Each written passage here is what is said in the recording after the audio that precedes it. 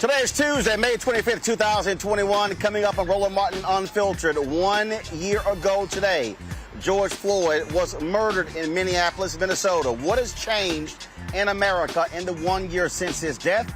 We'll explore that. Corporate America promised $50 billion to Black America. Most of that has not been spent. We'll break that down.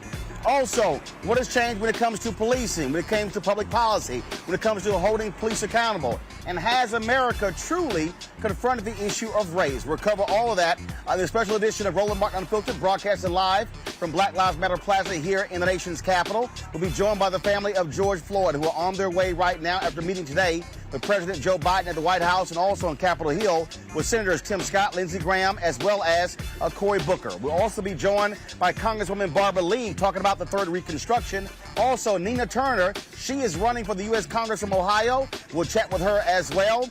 All that and more. Also, Kristen Clarke, today, the first Black woman ever confirmed to head the Civil Rights Division of the Department of Justice. All that and more right here on Roland Martin Unfiltered. It's time to bring the funk. Let's go.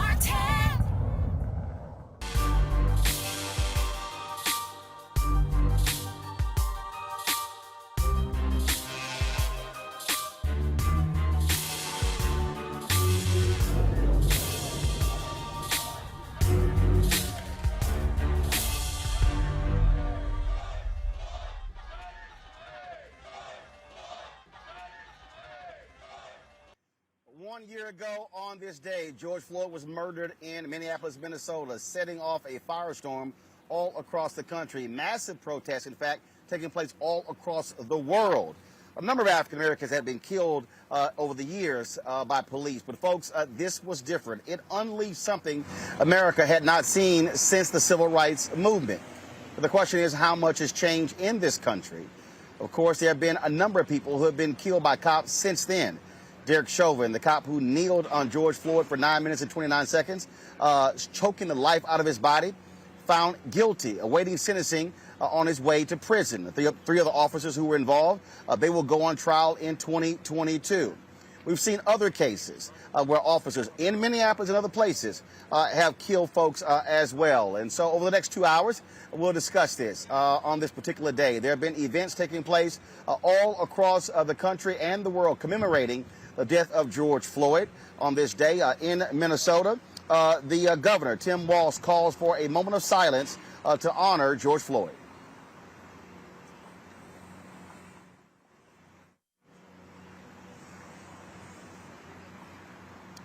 So this is what he posted. Minnesotans, join me today for a moment of silence to honor George Floyd on the anniversary of his death, a day that ignited a global movement for change. Let us pause for 9 minutes and 29 seconds today at 1 p.m. That has been taking place. Folks, also today in New York, the National Action Network, Mayor Bill de Blasio, and the New York City mayoral candidates, they took a knee to commemorate the death of George Floyd. In fact, Sean Donovan, who is the running for mayor, was one of the folks who was arrested on this day at a protest as well in New York City. And so a number of different things that have been going on all across this country commemorating today. What if you will see here, I'm actually wearing a T-shirt that the George Floyd family sent me. They actually sent me this T-shirt, a hat, and a mask as well. 525 Day of Enlightenment. All the focus on this day. It was this video, folks, this video we were about to show that changed everything a year ago. It was Memorial Day in 2020 when this video went on social media, shot by a bystander, a young woman that changed the conversation in this country and in this world with regards to police brutality.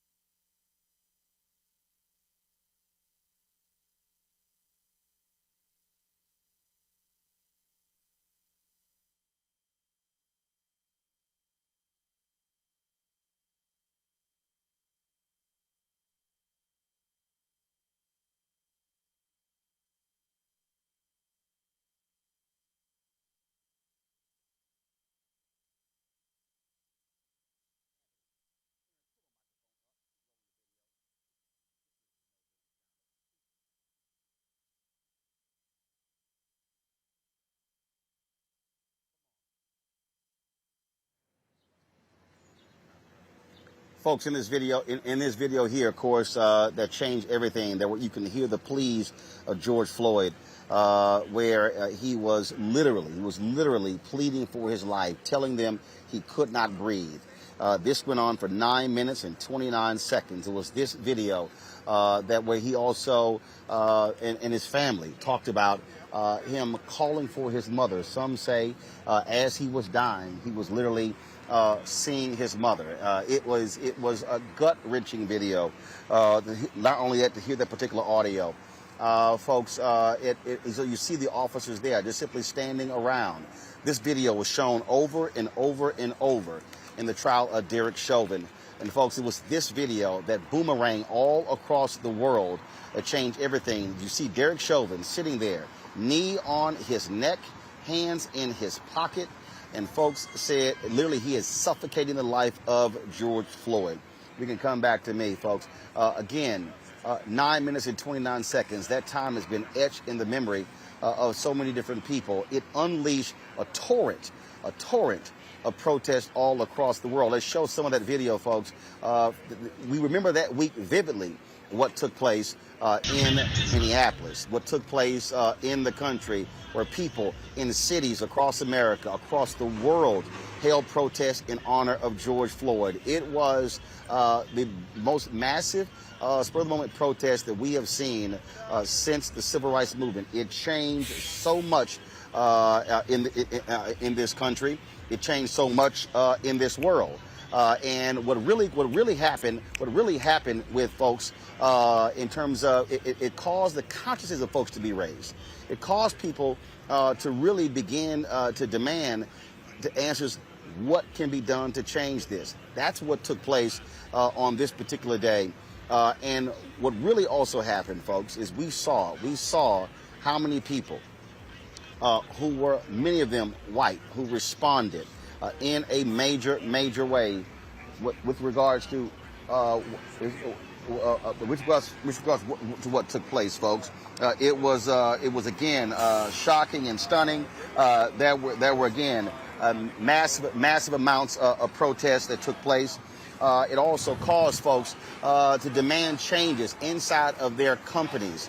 We saw young whites, we saw Asians, we saw Latinos, and it wasn't just African Americans who were leading the marches that took place all across the world. I'm going to bring in my panel right now while we're still showing that video. Georgia Fort, she's an independent journalist. Benjamin Dixon, host of the Benjamin Dixon podcast. Teresa Lundy, principal founder of TML Communications. I'm going to talk with them while we wait here at Black Lives Matter Plaza in D.C. for the arrival of the family of George Floyd. They met today with President Joe Biden. They were on Capitol Hill meeting with Senators Tim Scott and Lindsey Graham, Cory Booker, they're making their way right now to Black Lives Matter Plaza for us to talk with them for an exclusive interview here. Ben, a lot changed on Memorial Day in 2020.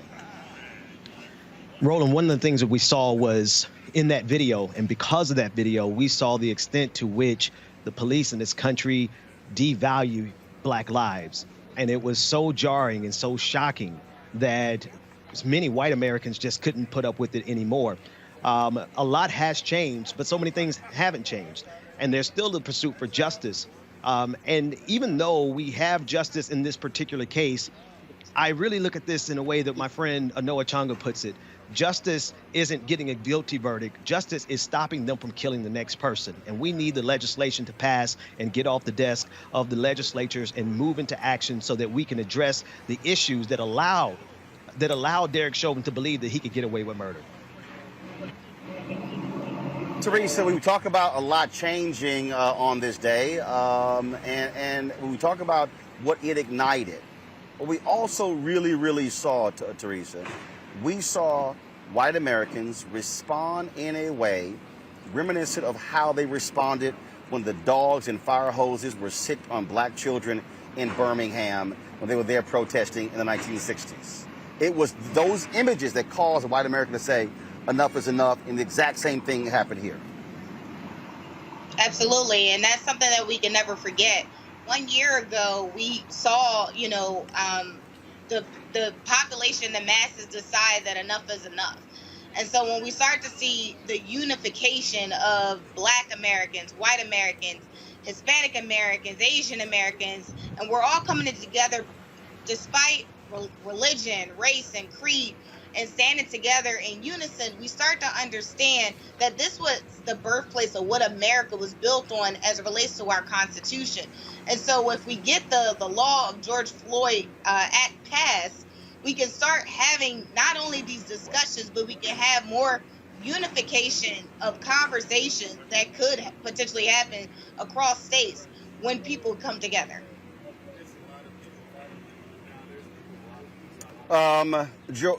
Georgia, to that particular point, again, what it did, it forced people to have to make a decision. Do you sit on the sidelines? Do you simply allow black folks to step out here and speak to these issues? It forced others to frankly get serious about this and realize they had to use their voices to demand change. Absolutely. I think being here on the ground in Minneapolis and seeing this unfold day after day, week after week, month after month, people have really tried to be on the right side of history. But as we saw in the attacks on January 6th, that there is a double standard in America very clearly in the way that the law enforcement is trained to respond to a group of white protesters versus responding to a group of black protesters or those demanding justice for black life. And so being here in Minneapolis, even on this day 1 year later, we really thought that there would be more change, that a federal bill would be passed by now. But again, we're being met with more resistance.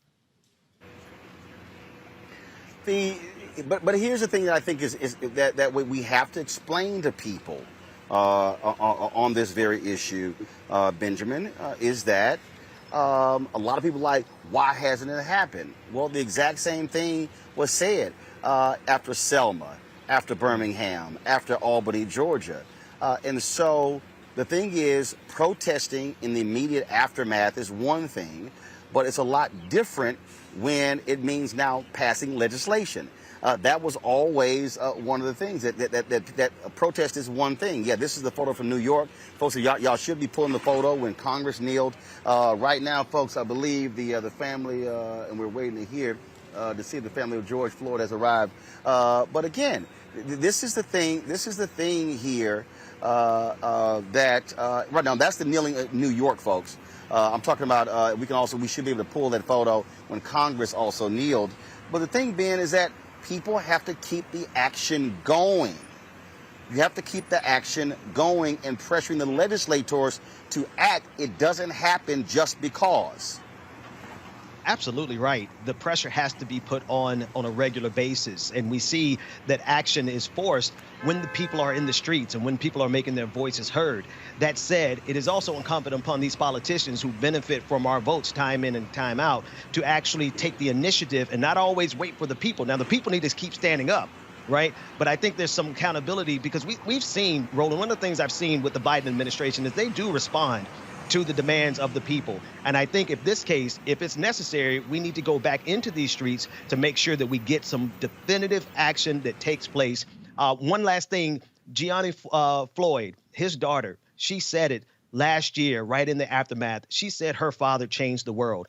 And, and while we don't have the results that we want and need in terms of legislation, his death really did change something. And I believe that we'll see within her lifetime some significant changes to how our country treats Black people. When the Floyd family arrives here, we're going to have an opportunity to talk to them about their meetings on Capitol Hill with also President Joe Biden to see if anything has indeed changed. They're on their way, and I believe that this might be them in this SUV that is behind us. We should be able to switch to that other camera to see if that's them in that SUV just arriving here. And so we're just still waiting to find out, folks. But I did get a text message. They're on their way. And so we're waiting to actually see. It is no, that is say it again, Anthony. Lil Baby the rapper? Okay, that's Lil Baby the rapper who all the media is following to the restaurant over there. No, that's not the Floyd. All the media was following them with two black SUVs pulled up. But no, that is not the case. Teresa Lundy, folks are demanding, obviously, the George Floyd Justice and Policing Act be passed in Congress. But the reality is that most laws that deal with police are state and local. What we've seen New York deal with qualified immunity. We've also seen in Maryland, they get rid of the Bill of Rights in Maryland, vetoing, overriding the veto of Governor Larry Hogan. That was a huge development, has not gotten lots of attention, but that's the type of action that's necessary to deal with what has happened with police in this country. Absolutely. So when we reform and police reform, has to be commissions. There has to be statements of support. There has to be some sort of unification, not only with local laws, but also with law enforcement agencies to make sure that the police chiefs understand that the people want change. Actions that has happened in the last year since George Floyd's death, where everyone, again, ingrained 9 minutes, 29 seconds of a murder that has taken place live on video, and really start to understand that this is not only an issue that happened to George Floyd. This has been an issue that has been happening throughout history. And so in order to change history, we all know it's done by legislative action. And so laws have to be made. Laws also need to be amended, because there are some laws that essentially are currently in place that also can be amended, but with the right action to do so. And that is the action of our legislators. So there's some things that we can do locally. That's why local elections are very important. And that's why, the people that we put in position, they have to be focused on the same trend. It doesn't have to be liberal. It doesn't have to be a progressive, but it has to be fair and equitable to every citizen across the board. But George, I remember last year there were a lot of people who said, hey, I don't believe public policy. I don't believe in politicians. That's why I'm protesting. You can't protest to change things if you do not understand public policy is involved. You cannot be out here protesting and saying we want things to change so a George Floyd is not murdered again if you then act as if what happens on elections don't matter. They go hand in hand. Roland, I couldn't agree with you more. And I think that's why it's been so devastating when we see what happened in Georgia when they try to suppress black votes. And it's something that we're still fighting to this day. In the Twin Cities here, around the surrounding areas where George Floyd was killed, being here on the ground and still being here live right now in Minneapolis, what we saw was protesters start to get strategic, actually, and acknowledging that fact that they do have to think about the policies, that they do have to get out and vote. And so I covered a number of protests where the civil rights attorneys involved, the organizers and community leaders involved would actually go to the homes of the mayor, the governor, and the county attorneys, acknowledging the fact that they're the ones who are in position to either change the laws or bring forth an indictment on these officers who have been distributing all of this violence and harm in our communities. And so I couldn't agree with you more. I do think that now is time to take that energy that we had in the streets throughout the last year and take it to the voting polls, take it to, even these city council meetings where decisions are being made that affect our lives and affect the ability to prevent another George Floyd from happening. And it is very frustrating to me, Ben, when we have these conversations, because folks say, "Look, I just don't believe that anything is going to get done, so therefore I'm going to protest." And I get it. There is righteous anger and indignation, but the reality is we cannot divorce why it's critically important to vote for district attorneys. When you talk about Marilyn Mosby in Baltimore, Kim Foxx in Chicago, Larry Krasner in Philadelphia, we can go on and on and on. So many other cities, these things are happening. Look, Keith Ellison left Congress to run for Attorney General in Minnesota. He took over the case from the Hennepin County DA, and that's why you got the result in the Derek Chauvin case. He has announced he is going to be leading the prosecution of Kim Potter, the officer who killed a black man unarmed there in Minnesota. And so, again, for the folks who were jubilant when Derek Chauvin was found guilty, well, guess what? Those things happened because you elected an attorney general who was accountable to the people. And we saw just what happened when Andrew Womble Jr. in North Carolina basically sounded like the defense attorney for the police in Elizabeth City, North Carolina. He is running for Superior Court judge there in Pasquotank County. I would dare say the people in Elizabeth City, if you're angry by that, make sure he doesn't get elected as a judge in that county. Absolutely, Roland. I was going to absolutely bring up Womble because he reminds me of Bob McCullough in Ferguson. We've seen when you have district attorneys and prosecuting attorneys who are in league with police officers, and they are so in bed with that way of thinking, that ideology, they side with the people who are killing us.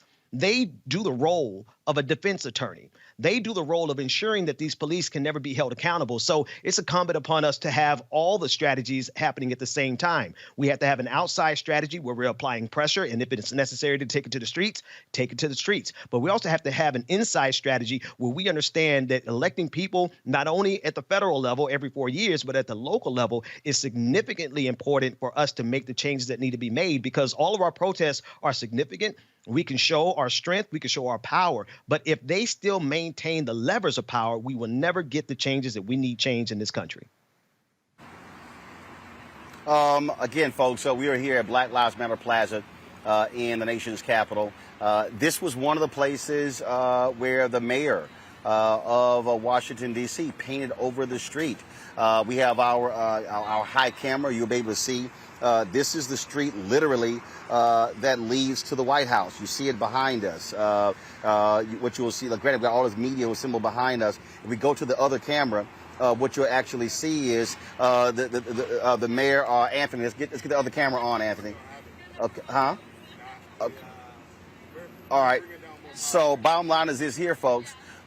This particular this street was paved by Mayor Muriel Bowser to commemorate the life of George Floyd. We then saw that take place in cities all across the country where the exact same thing happened. It took place in New York City. And there were people who tried to paint over this. They repainted it. That happened as well. You remember when I was, if you guys could pull it, I was in Houston, where we actually we were actually there broadcasting from Jack Yates High School, where George Floyd attended, my alma mater, where they actually created a George Floyd mural in front of the high school with the exact same thing, where Black Lives Matter and had George Floyd's football jersey. And so these signs, we've seen them pop up all across the country. What this did, Teresa, this death, it also forced public officials to have to say something and do something and make the point that Black lives do indeed matter. Yeah, and you know what? I love Mayor Bowser. She is a fearless leader. And again, local leaders matter. Because even when she did that gesture, I remember so many people were in an uproar about the paint on the street, but the significance of it, the significance of, you know, people saying Black Lives Matter, and I'm going to now paint it on the concrete so you understand that we are not going to be forgotten, and we are at, you know, steps from the White House where change is supposed to happen.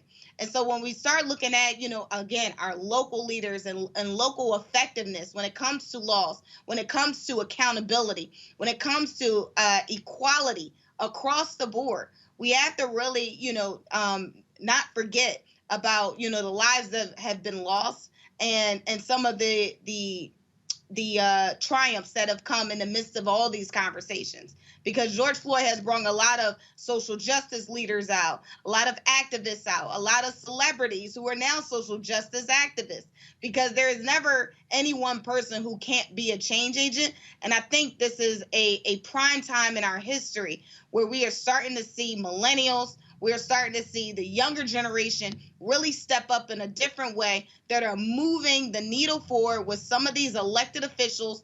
And for those who think, you know, like I said before, public policy or don't really understand it, well, you know when it affects you or somebody that looks like you. So essentially, if you don't watch CNN or any other news channel, take a look at some of your, you know, local channels and really start to get engaged in what's going on with your community, but not only your community, your people. Folks, right now, and I know we have Nina Turner, but right now, actually, let me just go ahead and pull Nina Turner up right now. Nina, you're running for Congress there in Ohio. I certainly want to get your thoughts on this day. Unfortunately, Nina, literally the George Floyd family is pulling up right now as we speak. They're supposed to be here an hour ago, but they were trapped on Capitol Hill. Just want to get just your thoughts on what has really changed in this country from a year ago.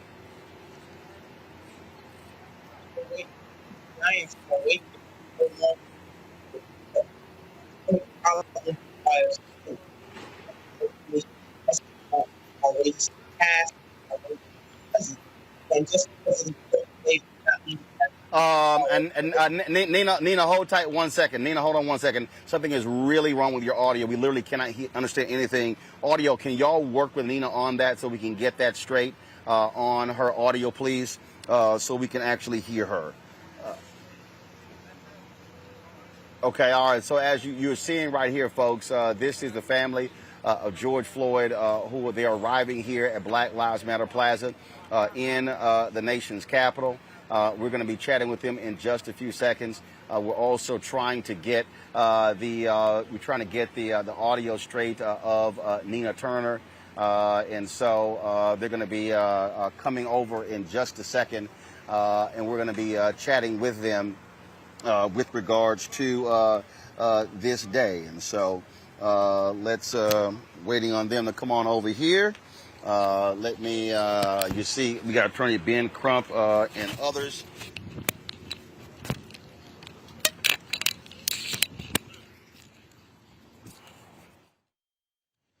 All right. Yeah, go ahead.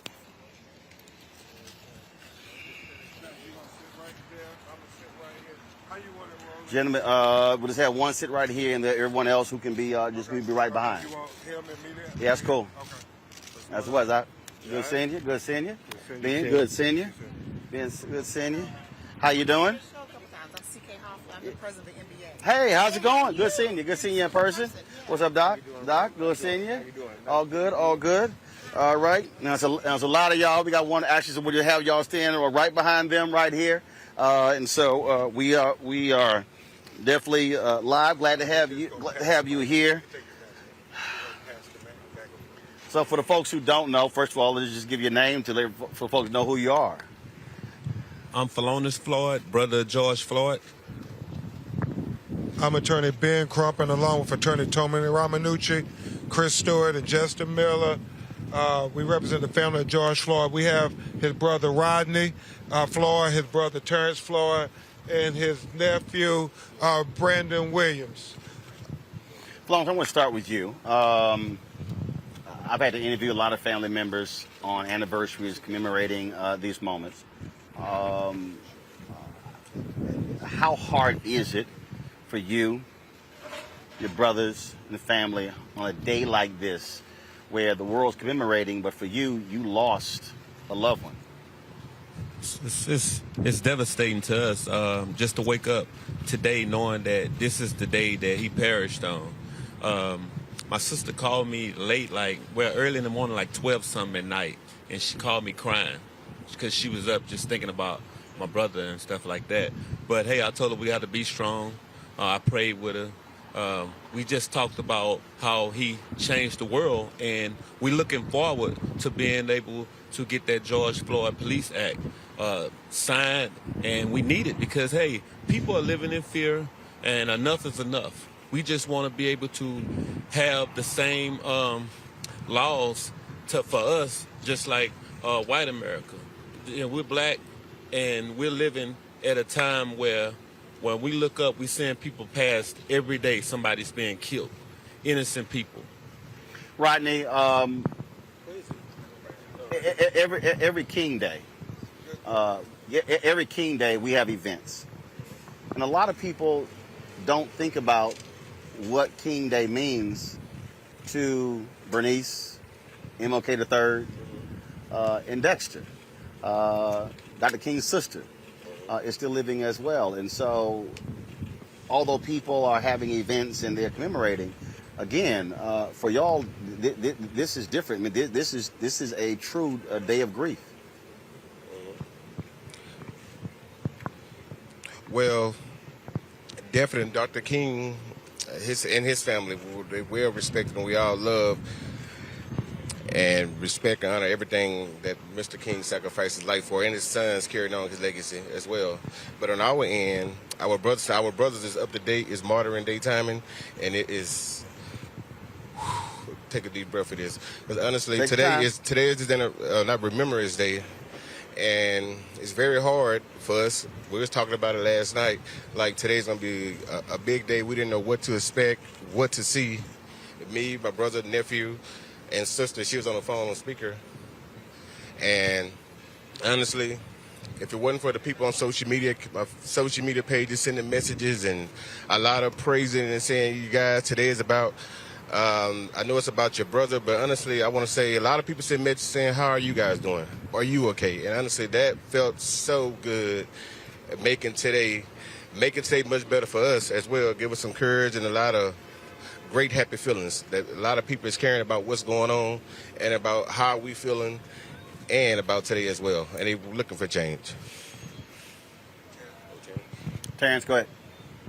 Same question? Yeah, same question.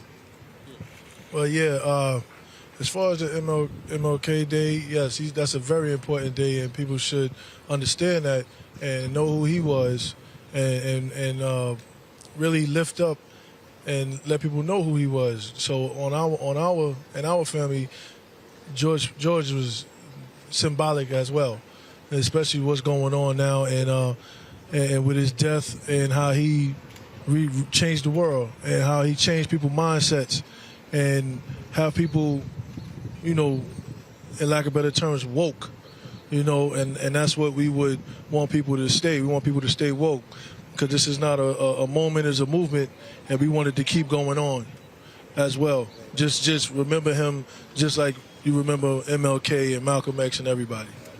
Philonis, we're on Black Lives Matter Plaza here in D.C. And in cities all across the country. These murals were only created after the death of George Floyd. And it forced a reckoning in this country. Your assessment of that reckoning in the last year, do you believe that America has changed, or it has caused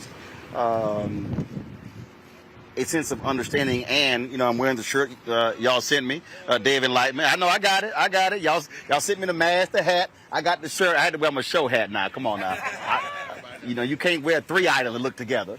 But do you believe that this has really caused something in this country, that there has been a shift since May 25th, 2020? Yeah, I believe that George represented change when he was tortured to death for 9 minutes. People looked at that video. A lot of people didn't know how to explain that to their children. It was horrific. The things that happened to him, I wouldn't want to see for an animal. And you had so many people who stepped out. I'm talking about during a pandemic. COVID was out, and they put their lives on the line for what was right. I have many people hit me all the time, constantly. They all say the same thing. Your brother will get justice. We will get accountability for him, because the things that happened to him, we will have to get out and change laws. So we're always going to be active like this to try to help, because that George Floyd Policing Act, it needs to be passed because it's blood on that bill. We need meaningful legislation. We have to get out and continue to sit here and preach out loud for everybody around the world. The activists, even the older guys like Al Sharpton, who've been doing this for years, they all been trying their best for years to stop the things that are going on. But today was a great day that we all had a chance just to sit there and just speak the same way we always have. Ben, proud of y'all coming here. I told the audience that black blood has always been spilled in this country, unfortunately. If you think about the 64 Civil Rights Act, black blood was spilled that led to that. The 65 Voting Rights Act, black blood was led to spill for that. It shouldn't be the case, but the reality is that is the case. You've had to deal with other deaths after George Floyd. So the reality is, even though he died, that we still are dealing with these issues across the country. And Roland, we have been fighting this battle since Trayvon Martin, even before Trayvon Martin. Yep. I know National Bar Association President C.K. Hoffler is here with us, and we talked about how many people have been killed since May 25th, 2020, when George Floyd was tortured to death. And the fact that we have to pass this bill, and the reason we have to pass this bill is because we see that we continue to have unjustified, unnecessary, and unconstitutional deaths. How many black men have been shot in the back since George Floyd? When you really think about it, you have Anthony McClain, who was shot in the back running away literally out of his shoes in Pasadena, California. You have Trayford Pellerin in Baton Rouge, Louisiana, shot in the back after George Floyd. You have Dijon Kinsey shot in the back in Los Angeles County after George Floyd. You have Rayshard Brooks in Atlanta, Georgia, shot in the back after George Floyd. You have Andre Hill in Columbus, Ohio, shot after George Floyd. I mean, the list goes on and on and on. And until we pass this bill, I predict every week we'll have another black person shot unjustifiably until we can get accountability from the George Floyd Justice and Policing Act. So y'all were meeting today. You met at the White House, President Joe Biden, went to Capitol Hill, Senators Tim Scott, Lindsey Graham, Senators Cory Booker. As of right now, where are we with that particular bill? You know, it's funny because Monique Presley, who is on your show and I work with right a lot. you. Yeah, Monique and Attorney Tony Ramanucci, we literally posed those questions, Roland, and they feel very confident that we're going to have meaningful legislation that will bear the name of George Floyd that is going to be passed by the United States Senate and sent to President Biden. And they said, we literally have never been this close to having meaningful police reform. They are trying to define terms, but they say all the issues are on the table being negotiated. Nobody has walked away from the table. And so, Roland, both Senator Booker and Senator Scott and Senator Lindsey Graham and Congresswoman Karen Bass, the main negotiators, said if there's anything that we can do is tell people that we should say it's about working together. We should not draw lines in the sand, because right now we're so close, finally after 57 years, to having police reform on the federal level in America. Out of all the issues, is qualified immunity absolute, meaning it has to be in the bill? Are there any absolutes that have to be there? Because we've had a lot of conversation about that. Congressman Jim Clyburn has said, hey, not necessarily. Activists have said, absolutely. Congresswoman Maxine Waters. For you and the Floyd family, what absolutely must be in this bill in order for you to define it as meaningful? I will go first. It has to be absolute that it is a meaningful bill that will prevent the unnecessary and unjustifiable killings of black people and marginalized people of color. Now, will this bill stop the police from ever killing a black person again? Absolutely not. But we pray that with accountability, that will be a deterrent for seeing this epidemic that we're seeing happen over and over again. I mean, a new hashtag is happening every other week. We can't even keep up, Roland Martin. Right. And so that's what has to happen. It has to prevent some of these needless deaths at the hands of the people who are supposed to protect and serve us. Were you going to speak on? One of y'all want to speak on that? Brad, do you want to say anything about it? As long as I think you were chomping the bit to speak on that. Go ahead. I was saying, Mr. Crump, basically, he said everything that I wanted to say. I just want a meaningful bill. Anything that my brother's name on it, I want it to be meaningful. When he passed, he was an asset to us, and we miss him, and we wish he still was here, but many people have passed behind him, and there's a lot of African-American people being killed for nothing. We was in the courthouse, 10 miles away, Dante Wright was killed. We had to come out and speak about what was going on, right. And I also tried to console his mother. Yep, I would just say, go ahead. Okay. I do have Okay. And the only thing I just wanted to add is, you know, globally, the world is watching, Roland. The world is watching. And what happens here is going to have an impact on what happens globally in terms of policing reform. So many countries stand in solidarity with Black Lives Matter and what's happening here. And so it's very, very important that the George Floyd Justice in Policing Act get passed, and people need to call their senators and ask them and beg them to pass the George Floyd Justice in Policing Act. Ben, you said you have an update? Yeah, I just want to share with you verbatim what Senator Lindsey Graham said in the hour-long meeting with him and Senator Tim Scott and the family.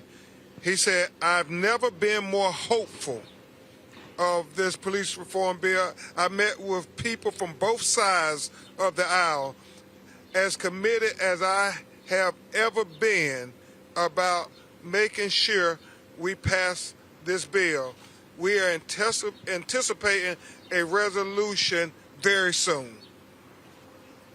So we're going to do this here. So Ben, you and I talked, and then he had folks meet here like we did last time. So there's a lot of media here. So they'll take questions. We're still live streaming set up, and so we can do that. And so who has a question? Okay.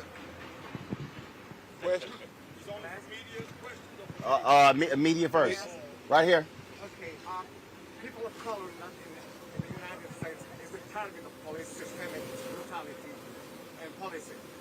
What would be the message for the Latino community that has been in the streets during George Floyd manifestations around the country? So the question he just posed is, what will be the message for Latinos when it comes to the death of George Floyd and what they should also be doing? Yeah. Yeah, it's been a lot of our Latino brothers and sisters that have been out protesting with us, saying until we get justice for George Floyd, none of us can breathe. And so often when we talk about marginalized people of color. That includes all of us. And most importantly, Roland, is we talk about making America live up to its rhetoric with liberty and justice for all. Well, that doesn't mean just white people. That means black people. That means brown people. That means red people. That means Native people. That means all of us. And so that's what we say to our Latino brothers. All of us are included in this historical moment. Right here. You guys were talking about your meeting with lawmakers up on Capitol Hill with President Biden. Is there any kind of middle ground? Is there somewhere that you're willing to meet if, for say, somebody isn't willing to come full circle on the George Floyd policing act? I'll have Attorney Tony Ramanucci address this. So the question was that, did you hear a question? Can you repeat it? It's mostly just you've been speaking to lawmakers all day. You spoke to President Biden. You spoke to lawmakers on the Hill. Are you seeing that there is going to be a consensus on this bill? And if not, is there any kind of middle ground that you're willing to meet with these lawmakers at? I think the consensus that we're seeing across the aisle here is that everybody wants accountability. Everyone wants to see officers accountable. And what I also heard today, which I haven't heard in a while, is transparency. For example, I think everybody is committed to getting the National Registry database done so that we know which police officers should be on the force, so that if they don't belong, they can get fired. I think there's going to be input from the major chiefs potentially about what they would like to see. So I think accountability and transparency is something that we do see that there's a commitment from both sides of the aisle. And then just quick from anybody from the family, it's just if you feel like there is actually movement and that there is actually going to be change coming from something like this. Any of this, I'm happy to take it from anyone. Well, all we can do is honestly just stand by and hope. And hope is a beautiful word.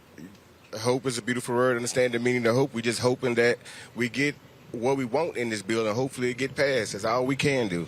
It's honestly hope. Thank you.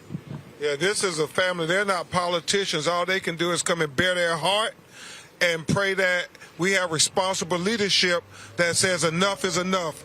CK, did you want to say something on that? And quite frankly, the American people need to fight for justice. Enough is enough for this family. Enough is enough for everybody. Enough is enough for the American people. And that's what this is about. Monique. Can you repeat the question? Go ahead.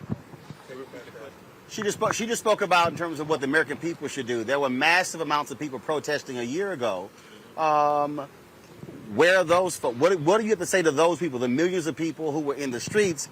What should they be doing right now when it comes to what's happening in the United States Senate? First of all, protest positively, but more than anything, protest and use your voice. I think is needed.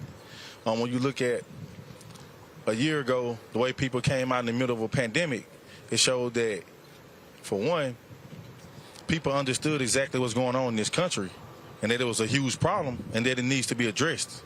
And the only way to address it is to stand up, go out, use your voice, and make the people in leadership understand where we're coming from, make them feel us and make us hearers, and lead them with no option but to take action, make changes, change laws, change policies, and just continue to demand that we get a lot of these questions and these situations answered, that these officers be held accountable, that you can't just get away with killing innocent black men and women unjustifiably. And Monique, should they have a day in court? And Monique, should they be deluging Capitol Hill with phone calls, emails, every U.S. senator? Because at the end of the day, if you're out in the streets protesting last year for George Floyd, you should be fighting for the bill.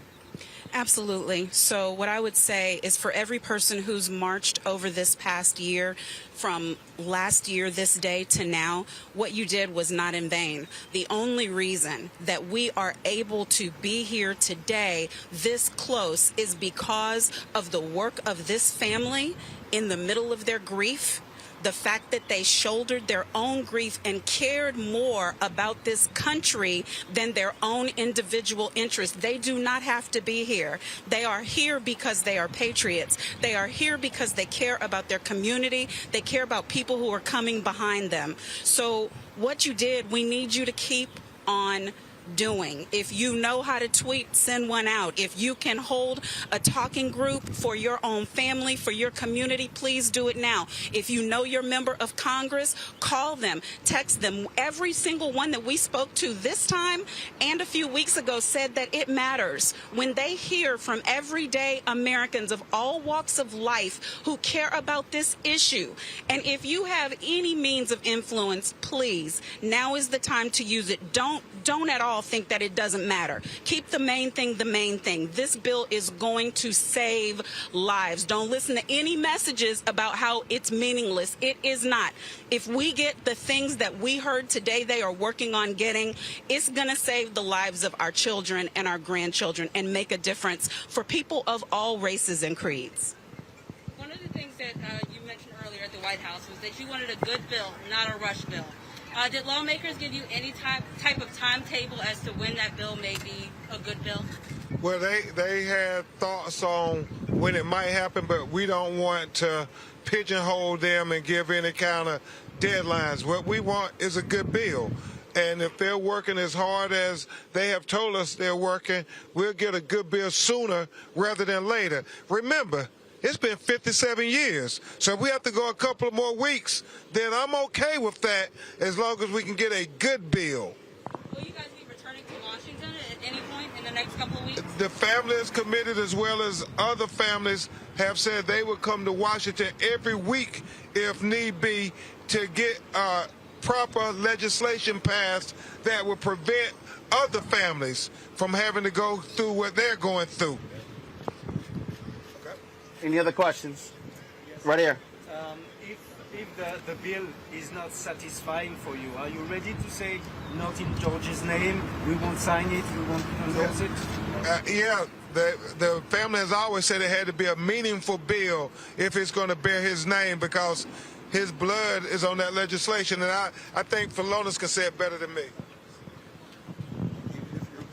That's what I said. Look. What's going on in America? You can clearly see this right now. It's two justice systems, so we need to get together as one and get this situation straight.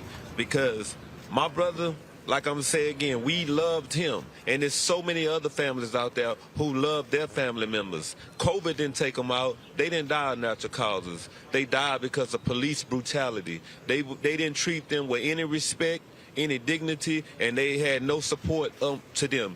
Those people are going to be remembered because just like the fallen soldiers, they are the same thing.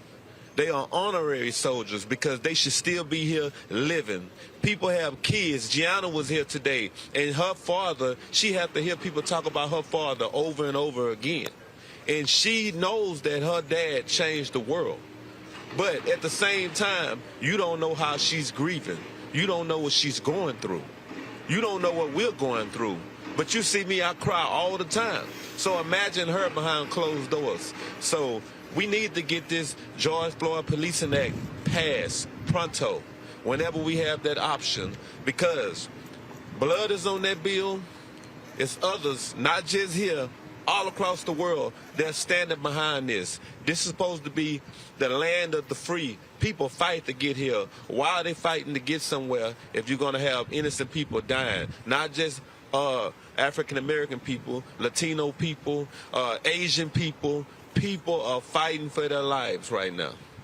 That's why you are ready to come back to Washington regularly to put pressure on the lawmakers?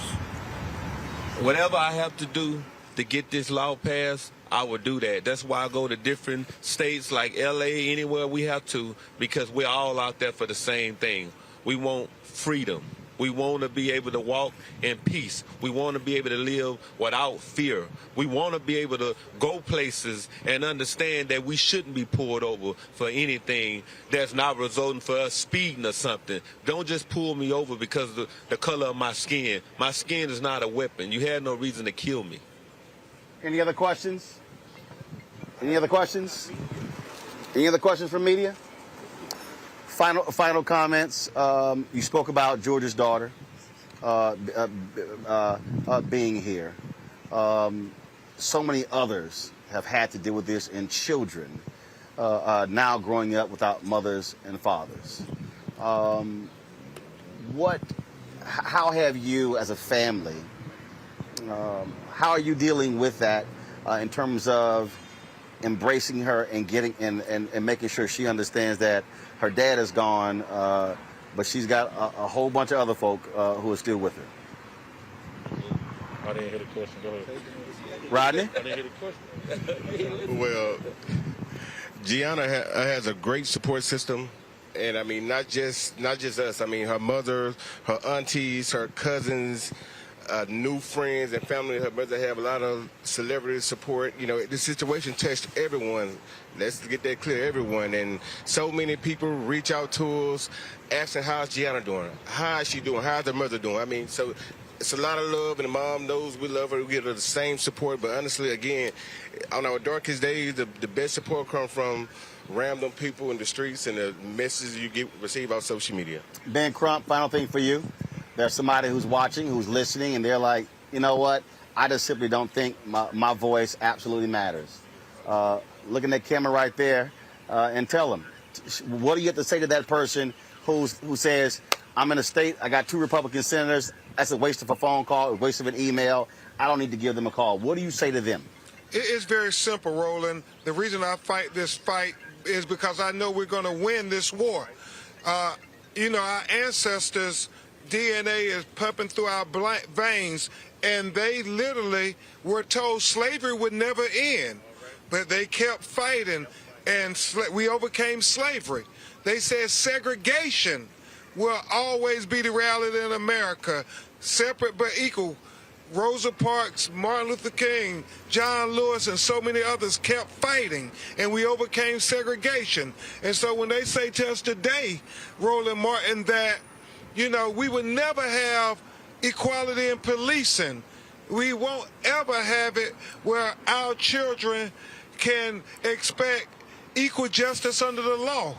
Well, I say to them, based on our precedents of what black people have overcome in America, what other minorities have overcome in America, your voice will make the difference, not just for yourself, but for your children. And more importantly, children yet unborn will know that you stood up for them to say that their lives matter as we sit here on Black Lives Matter Plaza in front of the White House.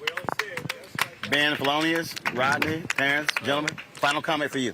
Hey, I want everybody to understand that you all need to get out and vote, because your vote matter. Why you think they're trying to take it away from you? So if you get out and you get your other friends to get out, especially the young people that go to the clubs, bring them to the voting section. And I guarantee you how happy you all be, because right now you're going through it. You all have to have talks with your own kids. Hey, when you get pulled over, let down all the windows. For the police officers, when he's walking up, he won't have a reason to kill you because he's saying you're reaching for anything.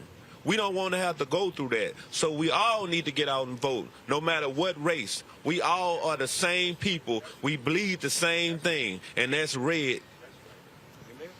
Gentlemen, ladies and gentlemen, I certainly appreciate it. Thanks for joining us today. Our thoughts and prayers will continue to be with you and your family in this day and all days moving forward. Thank you so I much. appreciate it. Y'all keep representing for H-Town. Third Ward JK. Third Ward JY. That's right. He won a championship with him. JY till the day I die. He won a championship with him. Oh, okay. Class of 87. Yeah. Oh, yeah. I play on the state team. Oh, okay. Oh, yes. Hey. I totally agree with you with that escape. Oh, I appreciate it, my brother. I appreciate it. What's up, man? What's going on? Folks, that was, excuse me, brother, excuse me, we're still live. So if y'all going to cross, walk around. Thank you. Folks, that was the George Floyd family here at Black Lives Matter Plaza in Washington, D.C., with their attorney, Ben Crump, and others as well. This is, of course, as you see, the shirt I'm wearing, this is a day of enlightenment. As they, again, spent the day at the White House with President Joe Biden on Capitol Hill with U.S. Senators Tim Scott, Lindsey Graham, Cory Booker, doing all they can to ensure that this George Floyd Justice Act gets passed. Folks, let me know if we still have Nina Turner, who is running for Congress of Ohio. Did we get our audio straight? Okay, all right. All right, Nina, are you there? I'm here, Roland. All right, got it, Nina. Sorry about that. Breaking, you know how breaking news works. When it happens, you got to go with it.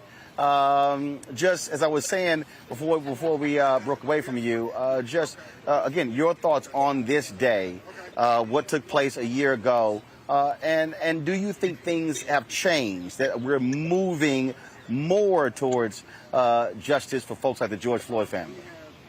Well, it was very heartening to listen to George Floyd's family and also Attorney Benjamin Crump really reflect on why they fight so hard so that George's death will not be in vain and also for future generations. I will say that certainly his murder sparked protests all over the world, and in that spark, people were determined to push for policy measures that will have material changes. So I, too, remain hopeful. It seems as though the conversations that they have been having have been fruitful. And I do agree with Attorney Crump that it will be better to get a piece of legislation passed that is meaningful than to rush it just for the sake of rushing it. There's lots of work that needs to be done, not just on the federal level, but also on the state and local levels of government as well. You were running for Congress there in Ohio. The bill passed the House. And the reality is this here. What we've seen substantive change happen because of progressive voices. Typically, Republicans have been huge supporters of police. And so what we're now seeing is that we're seeing what happens when voices who are serious about these issues are elected, not just to Congress, but also on the state level and the local level as well. And so when people say, politics, man, it doesn't change anything, the reality is the poly in policy is politics. That's it. That's it, brother. And again, Brother Crump laid it out. I mean, he took the history part of it. And that is something that I'm steeped in and I always use as examples. We must never give in, never relent. Justice is not a destination. It is, in fact, a journey. So your point is well taken, that even when it feels as though the movement is not happening, it is. The earth is shaking. Things are changing. Why? Because we who believe in freedom, to quote the great Ella Baker, cannot rest. And what you see happening right now because of the death of George Floyd is people from all walks of life coming out there and visibly showing that we cannot rest. And that means that we keep pushing elected officials, keeping their feet to the fire, and making them have a consequence, Roland, quite frankly, if they don't come through. Now, there's some things like this matter right here, the George Floyd Policing Act, that we can't play games with it. This must happen. And if it does not happen, then 2022 is right around the corner. There must be a consequence for it not happening. You're running there in Ohio to replace Congresswoman Marcia Fudge. You serve as a state official. Congress is a whole different beast. How is that race going? It's going well, Roland. The progressive movement is fully in support of this race. I am running on an opportunity agenda to lift or center the poor, the working poor, and the barely middle class in ways that it has not been centered heretofore.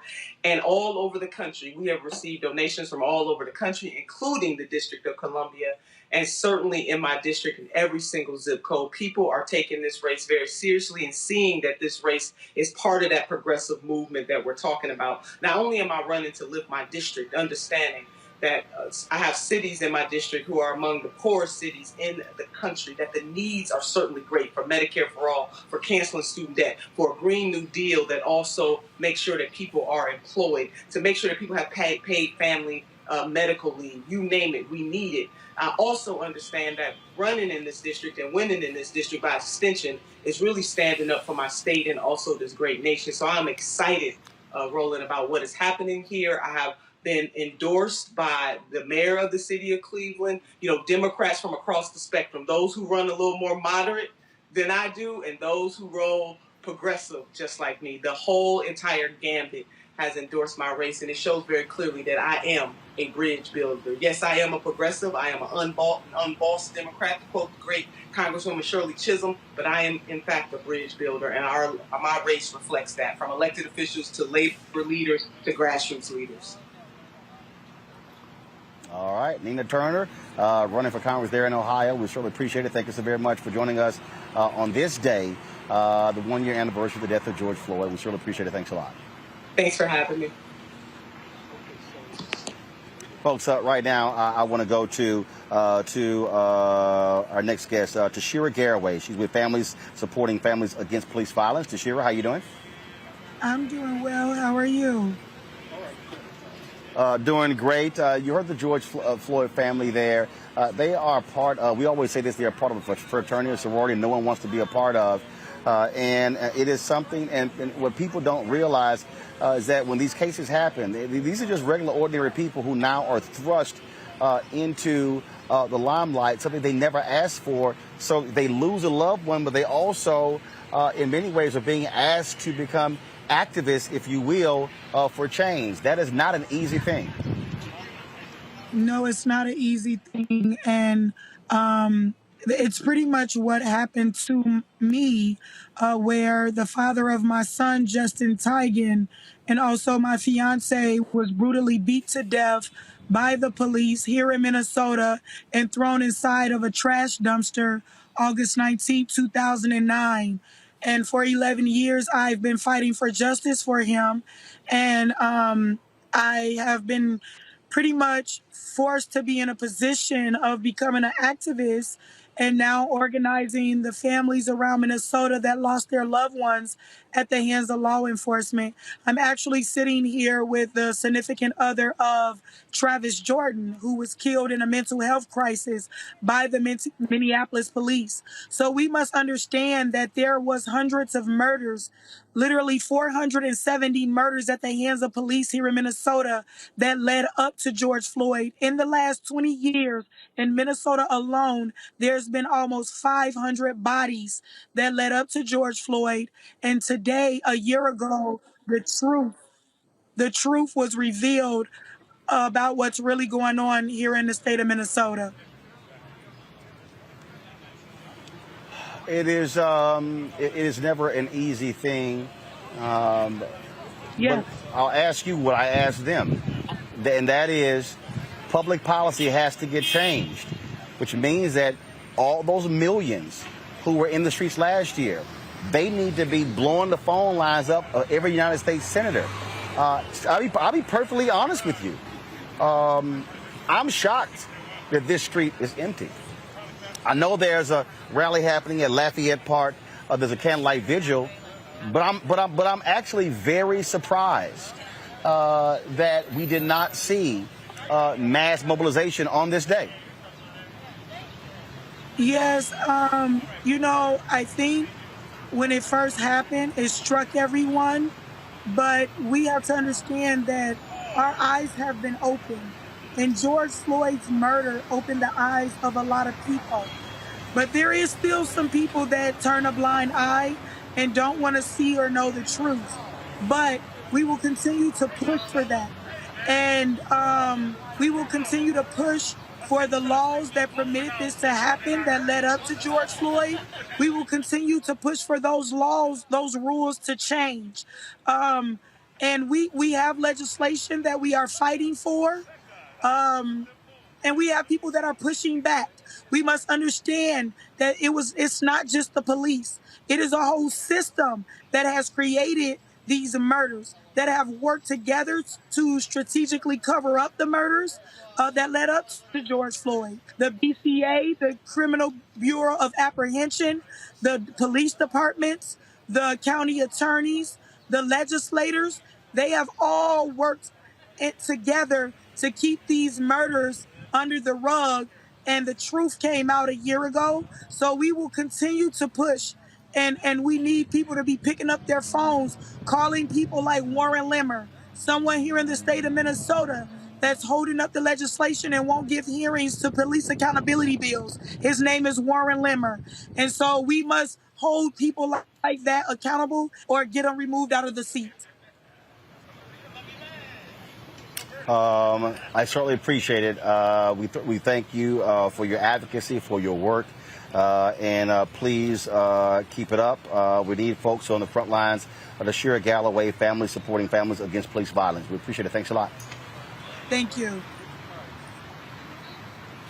Folks, so we're here right now broadcasting live on Black Lives Matter Plaza in the nation's capital in Washington, D.C. We're now joined by Congresswoman Barbara Lee out of the Bay Area, Oakland, California. She joins us here on Roland Martin Unfiltered. Always glad to have you on the show, Congresswoman Lee. Nice to be with you, Roland.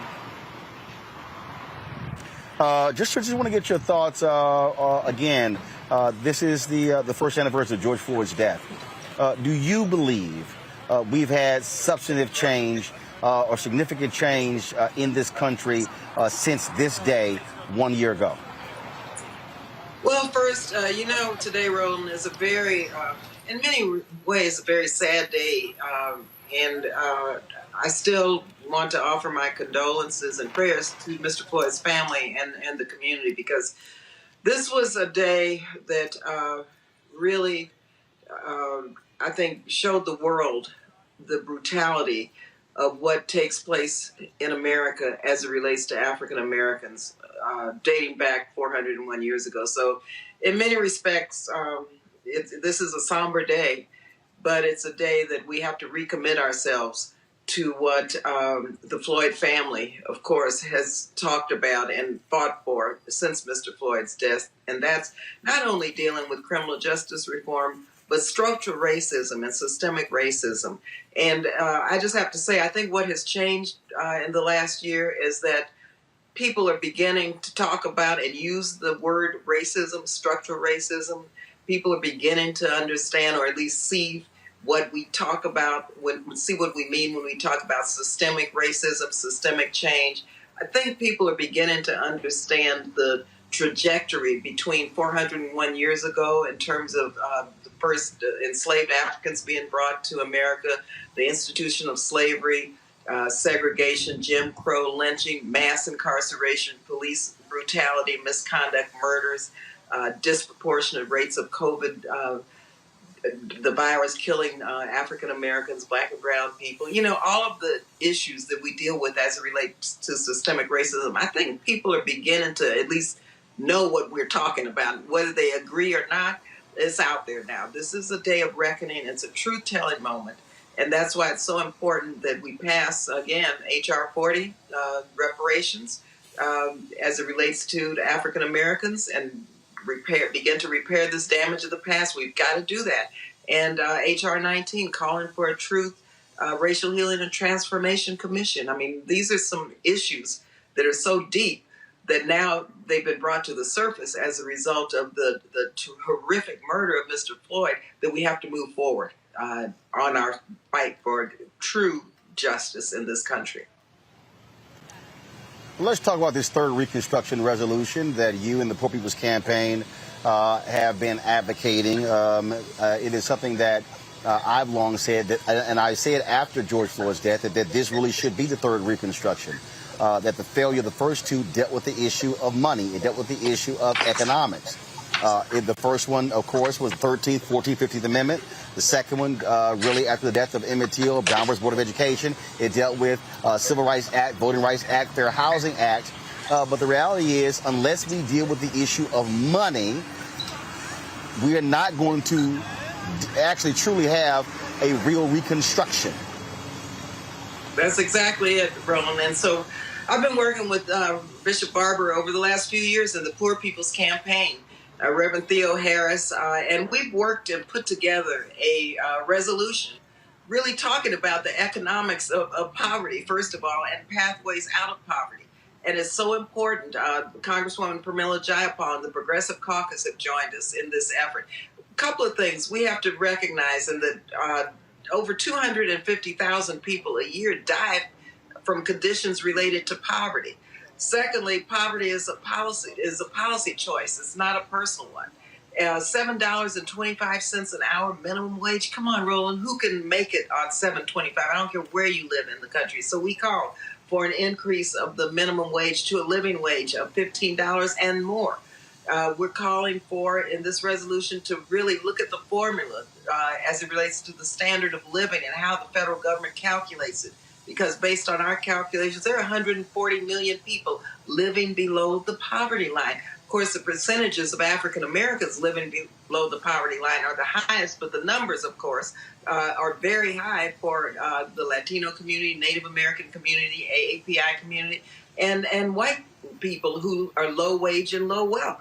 And so we've got to address this systemically. And yes, it's about economics, but also this resolution with the pathways that we have developed through these legislative solutions really reflect not only a moral vision where we should be as a country, but also reflects how we get there and why economics is so important, and how if we lift people out of poverty, provide for good paying jobs, provide for opportunities for economic growth and business development, black business development, then the country benefits. The economics of it works out where this country will be even, would have the ability to grow faster because of the economics of lifting people out of poor, more money out of the poverty, more money to spend, more businesses created, more jobs created in our communities. I want to have my panelists the opportunity to ask you a question. Teresa, your question for Congresswoman Barbara Lee. Hi, Congresswoman. It is an honor and privilege to be with you today as we talk about effective change here in America. So what is it that we can do, in order to kind of help move the needle forward on some of these issues?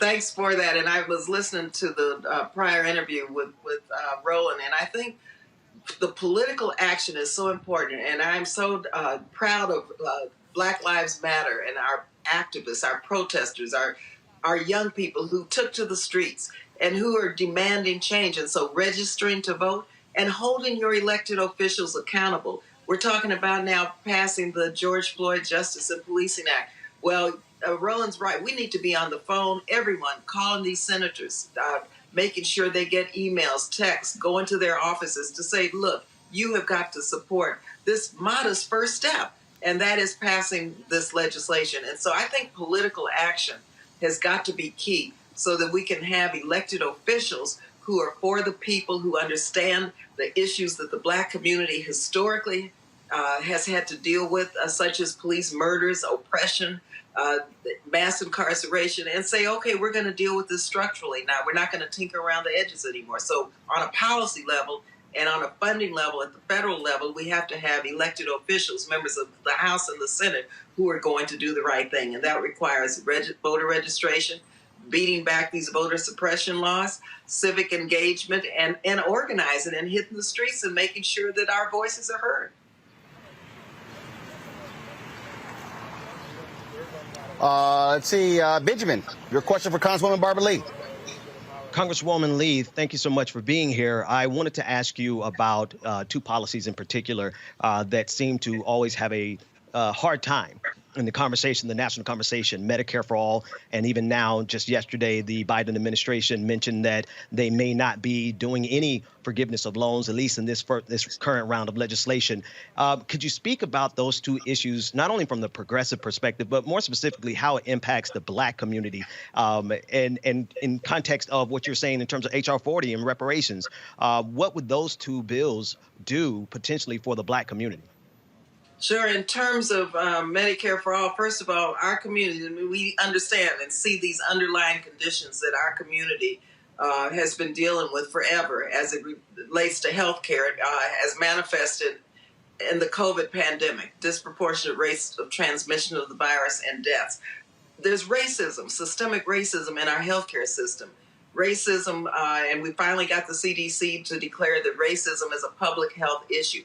And so our community needs affordable, accessible health care. I supported, and when I was in the legislature, the first single-payer bill in California in the 90s. I fully support Medicare for all because we have to have a system, a health care system, that provides for accessible, affordable health care. And we have to do it for everyone. Health care is a basic human right. And Dr. King and all of those who came before us fought for justice in this country talked about health care as being a right. And so, yes, I support Medicare for all, and we're moving fast, I think, in terms of making sure that we bring on co-sponsors. I think we're over probably 100 and some co-sponsors now on the Medicare for all bill. So I hope that our community understands that this is about universal, accessible, affordable, good quality health care, which we have never had in this country because of racism. And on the loan forgiveness, are you talking about student loan debt forgiveness, sir? Yes, student loan debt forgiveness. Yeah.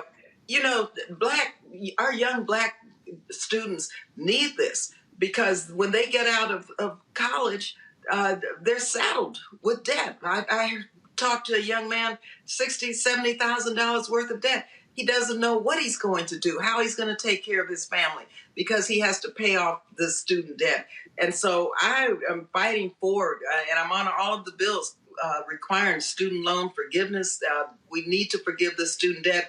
I'm not sure why the Biden administration is not going to do that, but that is a policy that directly impacts the African American community, our young people, because they deserve to be able to get out of college and move forward with their lives without being saddled with student debt. And so I'm not sure what is taking place in the thinking and the analysis over in the White House about that, but you best to know I'm going to find out.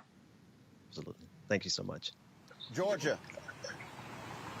Congressman Lee, it is a pleasure to be here with you this evening. My question to you is about solutions for gun violence. I'm headquartered in Minneapolis, and I've been following the developments following the murder of George Floyd. And it has been heartbreaking to see this community and this movement fractured. There was this call for reform in the police, defunding the police, all of these different ideas basically centered in reimagining public safety. But before the community could agree on one direction to move, we saw this uptick in gun violence. And now the Black community in Minnesota is divided. Those who feel like police is the answer to solve the gun violence, blaming those who support defunding the police. And so I have struggled as a journalist in really reporting on this and trying to center a message of hope. What are some solutions that maybe you have seen in your community or other communities across the nation to address gun violence? Sure, and these messages of hope are extremely important right now because yes, in my community, the rates of gun violence, they're going up. They're going up everywhere. And it's been an upward, unfortunate trajectory since the COVID pandemic.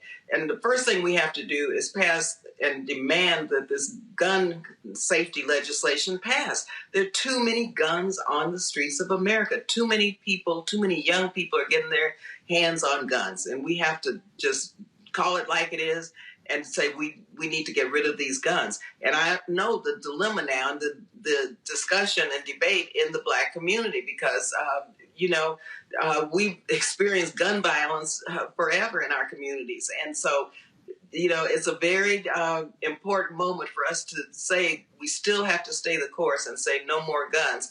And then look at our resources and how we put resources into real public safety and give our young people some hope. Many people now who have a lot of issues, a lot of stress, trauma, mental health issues, they're getting their hands on guns and unfortunately they're using them. They're committing some horrific crimes. And so we have to understand the underlying causes and address some of the systemic issues. And that is we've got to find alternatives for our young people. Value them, respect them, make sure that they know that they have people who want them to get their education, who support them getting a job, and who are helping to do the work. But we have to get these guns off the street, and we have to understand that this pandemic has created havoc in our communities, which have led to this rise in crime and in gun violence, which we have to address. We can't explain it away or duck and dodge it, but we have to say guns and violence is not acceptable in our community if we really believe that in nonviolence and believe in reimagining policing and public safety for everyone. Yeah. I couldn't agree with you more. Congresswoman Barbara Lee. Yes, sir. Congresswoman Barbara Lee, it's always great to have you on the show. We look forward to, I'm a huge believer in Reverend Barbara and supporting the Poor People's Campaign, and so certainly in support of this third Reconstruction resolution. Thank you so much. Nice being with you. Thank you for being our voice out there and being a truth teller, Roland. Really appreciate it. Thank you so very much. All right, folks, we're going to go to a break on this day where we are commemorating the life and legacy of George Floyd, killed 1 year ago today in Minneapolis, Minnesota. When we come back, we'll talk with the head of the NAACP there in Minneapolis. We'll also talk about corporations. More than $50 billion was promised to African Americans. Where's the money? That's next on Roland Martin Unfiltered, broadcasting live from Black Lives Matter Plaza, the nation's capital, Washington, D.C.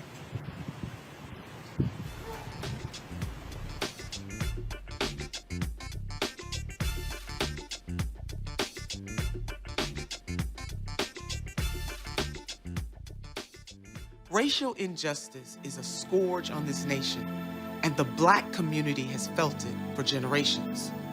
We have an obligation to do something about it. Whether it's canceling student debt, increasing the minimum wage, or investing in Black-owned businesses, the Black community deserves so much better. I'm Nina Turner, and I'm running for Congress to do something about it. Shortly after 9/11, America and its allies went to war in Afghanistan to defeat a terrorist stronghold. We accomplished that mission years ago.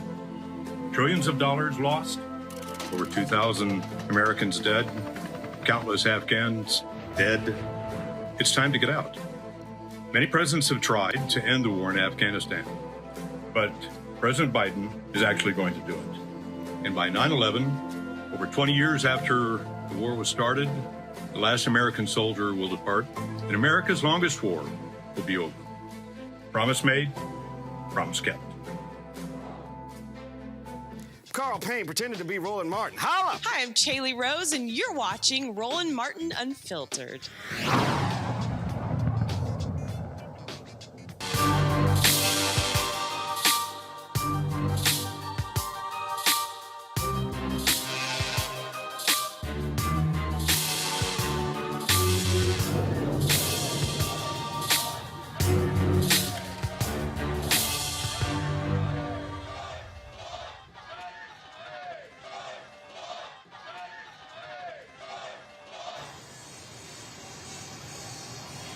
All right, folks, welcome back to Roland Martin Unfiltered. We're broadcasting live here from Black Lives Matter Plaza in the nation's capital on this day where George Floyd was killed 1 year ago in Minneapolis, Minnesota.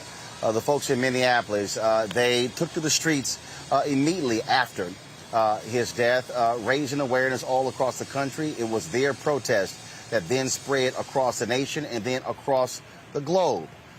Not only raising the attention regarding the death of George Floyd, but also the other cases in Minneapolis where African Americans have died at the hands of police. One of the folks, of course, who's been on the forefront of that is my next guest, Leslie Richmond. She joins us, a leader there of the Minneapolis NAACP. Leslie, how you doing? How you doing, Roland? Leslie Redmond, and I'm the recent president for the Minneapolis NAACP. Gotcha. All right, then. Leslie, certainly glad to see you again. Earlier, I had the George Floyd family here. They spent time at the White House on Capitol Hill. They made it perfectly clear that the George Floyd Justice Act needs to pass here. But give us your assessment of what has been happening there in Minneapolis. The attention was on that city with the trial of Derek Chauvin. To see the blue wall crumble, if you will, testifying against him. Then, of course, we had the shooting of a nearby town during that trial, Deontay Wright, who was killed as well. And so what has changed in Minneapolis? Have things changed? Are people still taken to the streets? Just give us a sense of what's happening in the city 1 year later. 1 year later, and there are hundreds of people gathering at George Floyd Square, the location where Brother George Floyd was murdered. Everyone recognizes that one conviction and a little bit of accountability is not enough. Minnesota has some of the worst racial disparities in the nation. And so to answer your question, no, enough has not changed. People are still struggling. We saw during the trial of former officer Chauvin, Dante Wright was murdered in a nearby city, as you said. And I think that that's just a reminder, right, that in order for us to be true to Brother George Floyd and the fight is that we have to continue to fight for systemic reform. Similar to the national landscape, we've seen that the legislature has held up a lot of bills. We've been going around them to the post board and trying to make sure that we're banning white supremacists from being in the police department, protecting protesters and their rights. And obviously, we have a really good police chief, Chief Arredondo here, that's working towards systemic change in the Minneapolis Police Department as well. The thing that I keep saying to people about police brutality is that it's real easy to want to come here. It's real easy. I mean, that's the White House that's right behind me. It's real easy to say, Joe Biden needs to do this, needs to do that. Vice President Kamala Harris should do this. The Senate must do this. But the reality is this. Most laws that impact police are city, county, and state.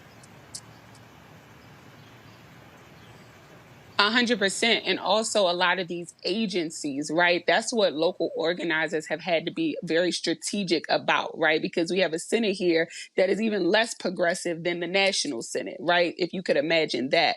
Minnesota prides itself on having one of the lowest prison rates, but has one of the highest probation rates. And when we couldn't get that passed in the legislature, we went to the Minnesota Sentencing Guideline Commission and got a 5-year probation cap. And so it's going to require us to be creative because systems of white supremacy are creative. And so, and I was talking with the family about voting. And the thing that I lay to people, if Keith Ellison isn't the Attorney General, first of all, another Attorney General could have done it. But the bottom line is this here. He was the Attorney General. He takes over the case. He was elected. The DA in Hennepin County was elected, who was not going to be as aggressive. People forget he sort of backed off with one of the charges. And so what I remember, I never forget, I remember a poll last year where a number of young people said that they did not believe political action was going to create the change they wanted, so therefore they took to the streets. And I remember saying, well, you're not going to be able to get political policy change if you don't impact the politicians, which means who we elect matters. Who we call matters. Who we influence matters. And so activism in the streets, grassroots organizing, and voting, and running folks for office, all three of those things must work in concert in order to create the kind of change that we're looking for. Roland, I couldn't agree with you more. To put it even more in perspective, Attorney General Keith Ellison is the first African-American Attorney General that we've had, right? So that was a big moment, and exactly, the voters did that. The community organizers really pushed for the governor to appoint him for that case. I mentioned earlier about Chief Arredondo, who we all remember fired all 4 officers immediately after the video was released and the public was able to see Brother George Floyd get murdered. Many people try to just jump over that, but that was historic. That was unprecedented. That is not something that typically happens. And the reason why Chief Arredondo is in is because activists have been fighting ever since Jamar Clarke was killed in 2015 and got a new mayor and got new city council members. And we know the mayor appoints the police chief, and Chief Arredondo is our first African-American police chief. So I echo all of your sentiments around voting. Everything has to be done in concert. Questions from my panel for Leslie. I will start with Georgia. Well, hey, sis, it's good to see you. Leslie is a woman who I know very well. Leslie, I know that you have spent a lot of time consoling families, the family of George Floyd, the family of Jamar Clarke, Philando Castile. And so we know, being here on the ground in Minneapolis, that the Department of Justice investigation that has been launched will likely produce a lot of evidence that will result in them being seen for the corruption that we've seen. Could you speak to that? Could you shine some light to all of these families that you have been advocating for and working with even prior to George Floyd that led to this historic moment in Minneapolis? Thank you, George, and I want to thank you for all of your amazing coverage. I really appreciate you. Yes, the brutality that we all have seen is horrific. I really encourage you all to dive into the local activists who have been on the ground doing the work. I can't tell you how many Black women, right, who really don't always get brought to the center stage, are not only killed by the police, but just abused by the police, are tased by the police, are violently arrested by the police. And one of the reasons why this doesn't rise to the surface often is because we have to put so much energy and effort into just getting their charges dropped, right? Not the officers. The officers typically aren't charged with anything, but what they'll do to cover up their brutality is charge the victims who have been brutalized by them. And so now we're fighting to get their charges dropped, and it goes on the back end of actually holding them accountable. And one of the things that I'm really looking forward to is not only seeing the Minneapolis Police Department held accountable, but the sheriff officers and all of the other policing institutes that exist in Minnesota, because they are all operating to oppress Black people here.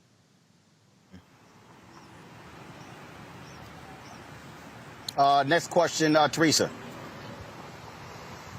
Yeah, well, thank you so much for your activations and what you have been doing as the president of the NAACP in Minnesota. What is the NAACP doing as a holistic approach? I live in Pennsylvania, so I am always working with them, and I'm like, what can we do to help support our neighboring chapters in other cities that will help amplify your efforts?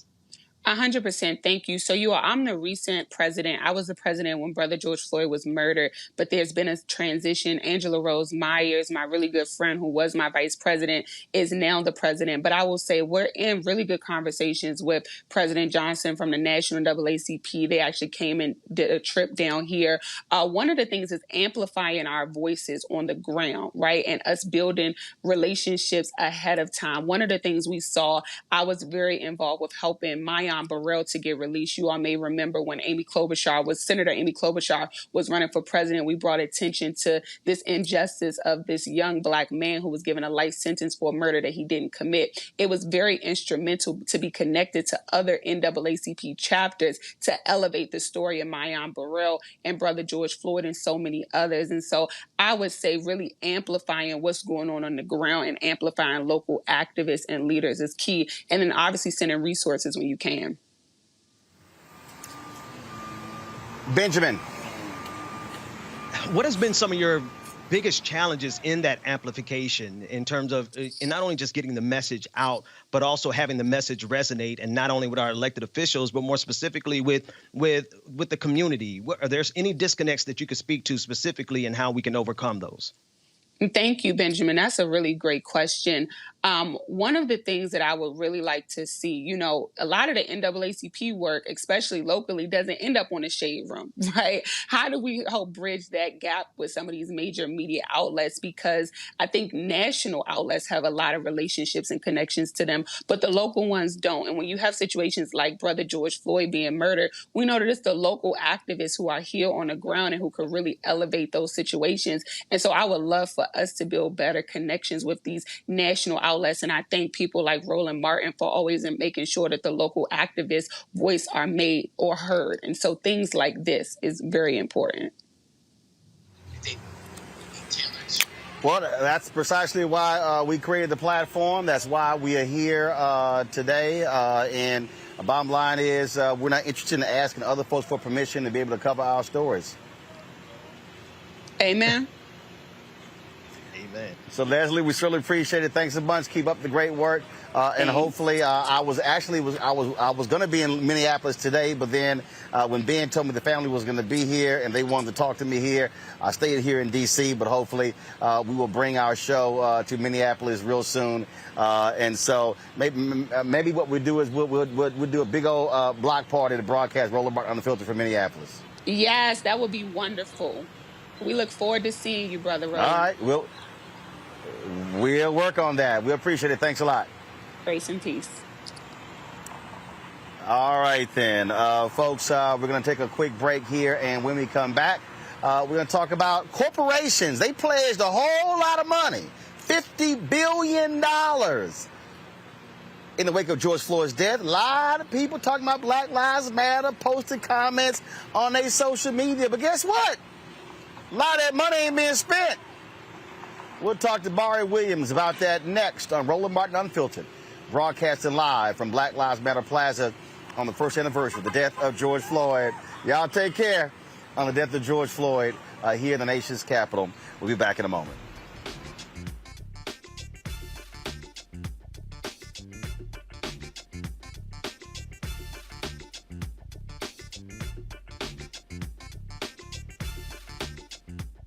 He's delivering 3 million shots a day, 200 million doses so far, 150 million stimulus checks delivered, 1 million jobs created, more jobs in the first 2 months than any administration in history. Plans to rebuild America's roads and bridges and create 2 million more jobs funded by corporations paying their fair share. President Biden getting America back on track. The Democratic National Committee is responsible for the content of this advertising. Black TV does matter, dang it. Hey, what's up, y'all? It's your boy Jacob Lattimore, and you're now watching Roland Martin right now.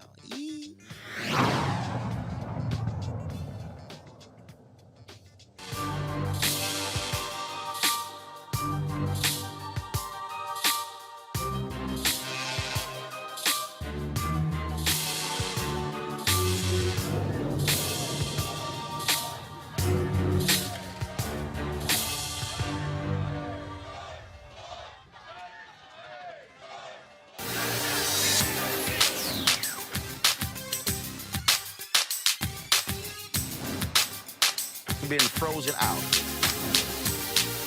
Facing an extinction level event. We don't fight this fight right now, you're not going to have black owners.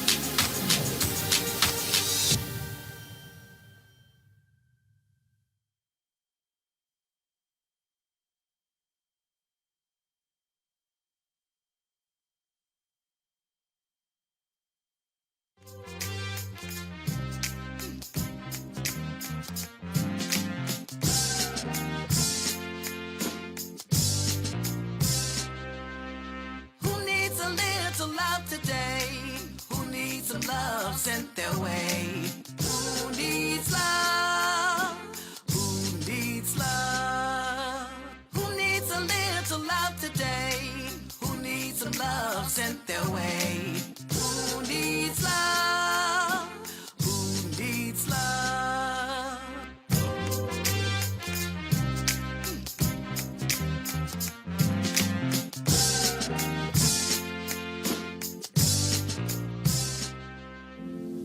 I believe that it's movement time again. In America today, the economy is not working for working people. The poor and the needy are being abused. You are the victims of power, and this is the abuse of economic power. I'm 23 years old. I work 3 jobs. Work 7 days a week.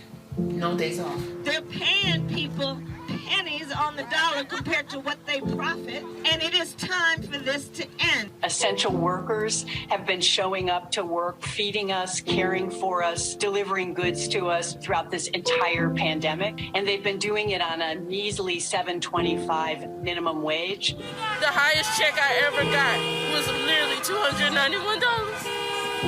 I can't take it no more. You know, the fight for 15 is a lot more than about $15 an hour. This is about a fight for your dignity. We have got to recognize that working people deserve livable wages. And it's long past time for this nation to go to 15 so that moms and dads don't have to choose between asthma inhalers and rent? I'm halfway homeless. The main reason that people end up in their cars is because income does not match housing cost. If I could just only work one job, I could have more time with them. It is time for the owners of Walmart, McDonald's, Dollar General, and other large corporations to get off welfare and pay their workers a living wage. And if you really want to tackle racial equity, you have to raise the minimum wage. We're not just fighting for our families, we're fighting for yours too. We need this. I'm going to fight for it until we get it. I'm not going to give up. We just need all workers to stand up as one nation and just fight together. Families are relying on these salaries, and they must be paid at a minimum $15 an hour. $15 a minimum. Anyone should be making this to be able to stay out of poverty. I can't take it no more. I'm doing this for not only me, but for everybody. We need 15 right now.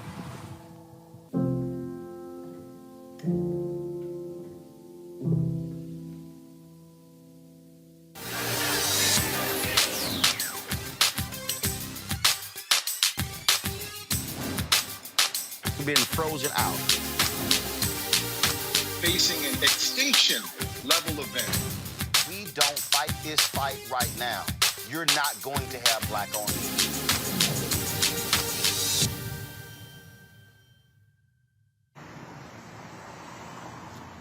All right, folks, we're broadcasting live from Black Lives Matter Plaza here in the nation's capital, Washington, D.C. A year ago, George Floyd murdered in Minneapolis. Billions of dollars all of a sudden being pledged by corporations. $90 million went to Black Lives Matter. The NAACP received more than $100 million.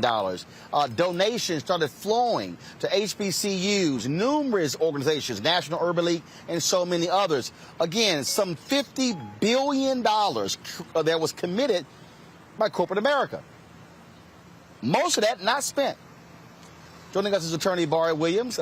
She a Silicon Valley executive, someone who often talks about what's happening in the corporate world.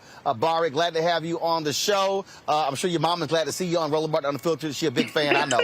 I knew you. Just, oh man, you know, she gonna love that you gave her a shout out, because I've been sick for the last 4 days. She's been over here with soup. And then there was a whole thing. You know your mama loves Uncle Roro. Yeah, she loves Uncle Roro, and she loves Return of the Mac. And I don't know what's wrong with her. I don't know if we're related, but apparently we are. Y'all, inside joke, Bari cannot stand Mark Morris's Return of the Mac. And every chance I get, I send her a video of me dancing to it, but eventually she'll like it. All right, let's talk about, go from Return of the Mac to where the hell is all this money? All these corporations, Bari, that's honestly, sat there and made announcements, and they posted stuff, and so now all of a sudden, where the money? I would say about by the end of the summer, so by August 1st last year, everybody and their mama had a whole pledge. Like, we stand with Black Lives Matter, and we're doing a pledge for X, Y, and Z amount of money to NAACP and Black Lives Matter Foundation, or we're going to donate and do more for diverse founders or do more for diverse suppliers. And my thing is like, okay, cool. All that sounds great. But my grandmother raised me, literally, her words were, watch people's feet. And I'm watching your feet, and your feet haven't shown me anything. So it's a year later, what have you done? Like, if we want to get all Janet Jackson on you, what have you done for me lately? Where is it? Where is it? And they haven't shown anything. And the other problem that is wrong with that, Roland, is you're like, oh, we're going to self-audit. Well, what the hell is self-audit? That's like if I put Gabriel in punishment right now and say, okay, well, choose your punishment. He'll be like, okay, well, I'll stand on the corner, but while I stand here, I want cookies and ice cream. And he just walked by. And so it was like, I want cookies and ice cream and a cheesesteak. And like, that's not actually punishment, and that's actually not accountability. So you need outside auditors to do this work. And I'm not saying it needs to be me. It needs to be somebody, because this isn't going to really happen unless you have somebody that's going to do that. But you know what, though, Barry? Here's what also should be happening. And what should be happening, we just had Leslie Redmond on from Minneapolis NAACP. This is also where grassroots organizers, this is what I would call on them to do. They should be showing up at the company saying, where the money? Where the money? Here's now, the y'all thing. sat here and got your little PR hit. In one of those companies, and I know that doesn't work. You're going to need Congressional Black Caucus. You're going to need actual legislators to come and say, you need to do this. It's not going to work any other way. And I know that that's not what people want to hear. No. Follow me here. Follow me here, Bar. This is what I mean. First of all, I believe that, one, you have to raise public consciousness. So folks have to say, okay, X company, last year, y'all released a press release, you put it on social media, you announced you were going to spend $100 million. We're here to find, where's the report, where's the money, who got checks, we want to see the canceled checks or deposit or whatever, and then we're going to come back. See, to me, you got to shine light on them. And I'll be straight up honest with you. I don't disagree. That's example. what I mean by saying you cannot say that we're going to do an internal audit. What does that internal audit means? I'm only going to show you the numbers that are in my favor. And the other numbers, I'm just going to put away in a closet and keep it to myself. Like, that doesn't work. And I think what we also have to do is we also have to be, but Barry, we also have to be jamming up the black board members saying, hey, what you doing? You sitting your behind on the board? Are you holding them accountable? Well, and so in terms of black board members, what I will say is there aren't a lot of them. And my father-in-law, he is Barry Williams, not to be misconstrued with Barry Williams. And he spent 2 years doing this, and because he wanted to retire and get off of boards. And he kind of just did a look around and then spent 2 years looking at what was the, basically the succession plan for each of those boards. And they didn't have black people. They didn't know black people. And he was like, this is a problem. Because even when you do find black people, it's the same, like, 3. Do better. So I will give snaps to Barry Lawson Williams all day, every day for that. He's one of your people. He's not Alpha, but one of your other people. But he spent 2 years doing that. So there are people. So there are people who are watching. There are people who are watching and listening right now. What are you telling them that they should be doing to force these companies to pony up the money? Well, and that's the other thing that I always tell Roland. Diversity is a 4-legged stool. So it's your employees, it's your suppliers, it's your customers, and it's your board members. And people always forget the suppliers and the board members. If you are not looking at your board membership, you doing it wrong. Period. That's the end. And that's what Barry spent 2 years doing, was like, there's nobody that can succeed me. Like, I would love to bring somebody up, but you don't know who this person is. So even if I brought them to you, you would be like, who is this? Even if they have an impeccable resume. And that's a problem. So that's something else that we need to tackle, is there are tons of black people that we have that are board ready, who own their own businesses. People like you, very easy. But they're like, I don't know who that is. Now, Bar, you know doggone well they ain't gonna put me on no board. Lord, they like safe black. Either, but yet somebody put me on one. I don't know how. I don't know, boy. I think you a little safer. I think you a little safer than me. I'm just humming Negro spirituals right now because I don't know. Well, I think bottom line is we have this segment called "Where's Our Money." This is when our people. That's literally where the money is. If you are not investing in black founders, and you are not investing in black board members, that's where the money is, and that's where the influence is. And if you're not doing either of those two things, then it's not going to happen. Period. Yep, I agree 100%. Barry Williams, I appreciate it. Thanks a lot. Get better. Tell your mama what's up. Not sing Return of the Mac. Bye, oh, sir. no. I'm gonna send a link to you right now. I'm gonna have Mark Morrison deliver a special birthday shout out to you. Oh, wow. All right, thanks a lot. Bye. Thanks a lot. Hey, Benjamin, again, look, bottom line is, this is where folk need to be knocking on their door saying, what a check. Yeah. What a check. Y'all sitting here, what a check.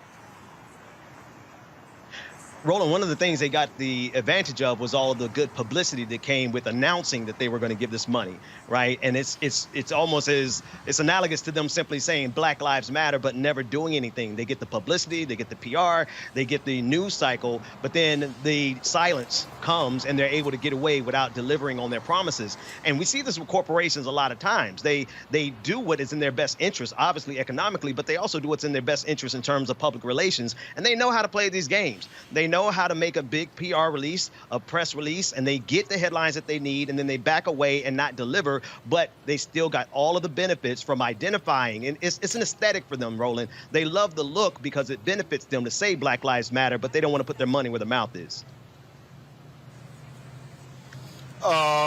Teresa, look, you deal with companies, dealing with PR, and yes, they got the PR value. And I'll give you a perfect example. When YouTube announced that they were creating this $100 million Black Content Creators Fund, they announced it. We put in a call to them immediately. And then what happened? All of a sudden, we hit them, oh, well, actually, it was just an announcement. We really hadn't put the thing together. Now, eventually they did, but they just threw it out there for the hit, but hadn't actually thought of what the plan actually was going to be. We called them like, yo, and I literally said to the person, hey, we ready. Oh, well, we got to meet. We got to put this thing together. Yeah. And so that was a response, and that was a whole lot of companies. Yeah, and so what you'll see, and Brother Benjamin was totally right in terms of how some companies utilize the relationship with public relations. So sometimes there are those instances where an initiative sounds great. It seems like everybody's getting on board and corporations are hopping on. But the follow-up plan on some of those initiatives and programs never really get televised, or they never get as much of a splash that some of the small businesses need. So then you'll see corporations just do the easy part, and they write a check to a nonprofit organization that has an existence with some of the topics that they may be working with, which is social justice, entrepreneurship, or something that had to do with COVID-19. I think a lot of times when we did see the pandemic dollars, I like to call them, that was stemming down from the corporations, there was this huge frenzy of opportunity where they wanted to impact small businesses. And I can't tell you how many applications me and my firm personally filled out in order to be a recipient of one of those. And the criteria, even just, seeing 4 years of tax returns and just the hardship just to get some of the grant funding. And then the announcement would only be, out of this pool of hundreds of people, they would narrow down to be between 10 to 20 small businesses. You were just amazed as the amount of heist and angst. Really, some of these small businesses were just waiting for a call, which would probably take an additional weeks or months. So I think corporations, as they are thinking about the greater conversation of how they could be a part of it, they also need to really understand that their follow-up on promises kept for some of those initiatives and some of those programs, people are going to remember them. And we're going to remember when you ask, when you're telling us to subscribe or buy your products, or ask us to even promote. So, those are I think some of the bigger goals that they need to think about versus just doing the press release. Yeah. Absolutely. All right, folks. Hey, big news on Capitol Hill today. Finally, Kristen Clarke was confirmed today. The first African-American woman confirmed to run the Justice Department Civil Rights Division. It was a 51-48 vote. It was contentious. Of course, Republicans doing all they can to stop her, and, of course, Vanita Gupta from being confirmed. Both of them confirmed. Kristen Clarke, formerly head of the Lawyers Committee for Civil Rights under law. She now goes to run the Civil Rights Division of the Department of Justice. Joining us right now is Melanie Campbell, Black Women's Roundtable National Coalition on Black Civic Participation. Melanie, finally, it was a long, hard fight. They tried to keep her from getting a job, but folks persevered, and Kristen Clarke makes history at DOJ. Yes, indeed, with a 51-48 vote margin, with one Republican, Susan Collins from the state of Maine. So we have to ask ourselves, what are the white boys doing over there on the Republican side when it comes to black women? But we're not going to take away from the fact that Kristen Clarke was confirmed and she will be running that Civil Rights Division. She made history today. So we're really excited about that and ready to get, she's ready on day one. That's the other part of it. And for it to happen today, the day of George Floyd's, this commemoration moment of his losing his life, she'll be dealing with issues around police reform, criminal justice reform, voting rights, hate crimes, and many of these kinds of issues of injustice. She'll be right in there dealing with all kinds of things, dealing with equity and opportunity and justice. So we're excited about that. America is in a much better place. Civil Rights Division. And it's important, Mel. You mentioned Susan Collins, a senator from Maine, voting for Kristen Clarke. I want every black person who's watching, Ron Johnson, Senator, Wisconsin, up for re-election next year, not voting for her. You have, of course, the senator, North Carolina, Burr, not running for re-election, did not vote for her. Toomey, not running for re-election, Pennsylvania, didn't vote for her. Rubio in Florida, who is running next year, did not vote for her. Don't forget that when it's voting time. That's right. And we were paying attention to that today. I was on the highway, but still paying attention. And that's what elections are all about. But it really, and Tim Scott, I was disappointed in, quite frankly, from South Carolina, did not step up and join in voting for a sister who is exceptionally qualified for that position. Well, to your point, he's up for re-election next year as well. Again, explain to people who don't know why that position, head of the Civil Rights Division, is so important. I want to read point blank, what is the Civil Rights Division? I'm glad you asked that question. If you don't mind, I want to read this. What does the Civil Rights Division do? It enforces federal statutes prohibiting discrimination on the basis of race, color, sex, including pregnancy, sexual orientation and gender identity, disability, religion, familial status, national origin, and citizenship status, right? She also will be dealing with, as I stated earlier, issues around civil rights, voting rights, women's rights, LGBTQ rights, dealing with issues around hate crimes. So she has a large portfolio.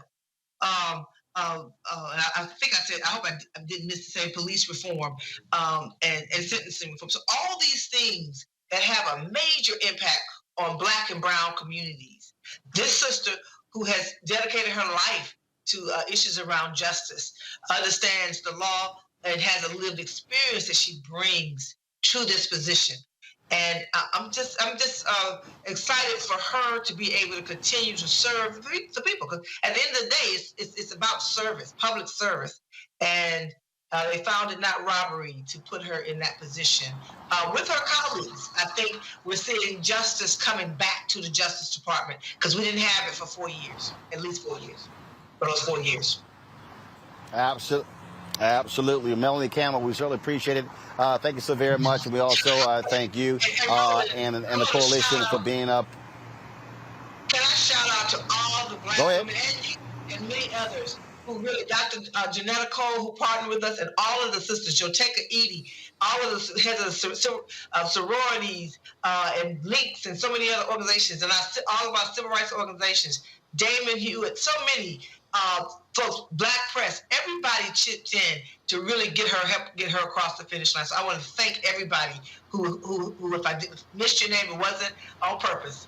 LDF Leadership Conference and so many others that came together to help push this through. Absolutely, and as I said, we certainly also want to thank you and the coalition for being partners with us here at Roland Martin Unfiltered. We certainly appreciate it. Thanks a lot. Okay, thank you. I'm going to go back to my panel real quick here. Ben, again, I don't want people to really overlook why this matters. I love all these fools, Ben, who send me tweets. Man, you sit here, sold black people out, supporting Biden. This is real simple. Yeah. It was going to be a Trump Department of Justice or a Biden Department of Justice. This is real simple. Here's what we already know. A Biden Department of Justice has already announced investigations of patterns and practices of the Minneapolis and Louisville Police Department.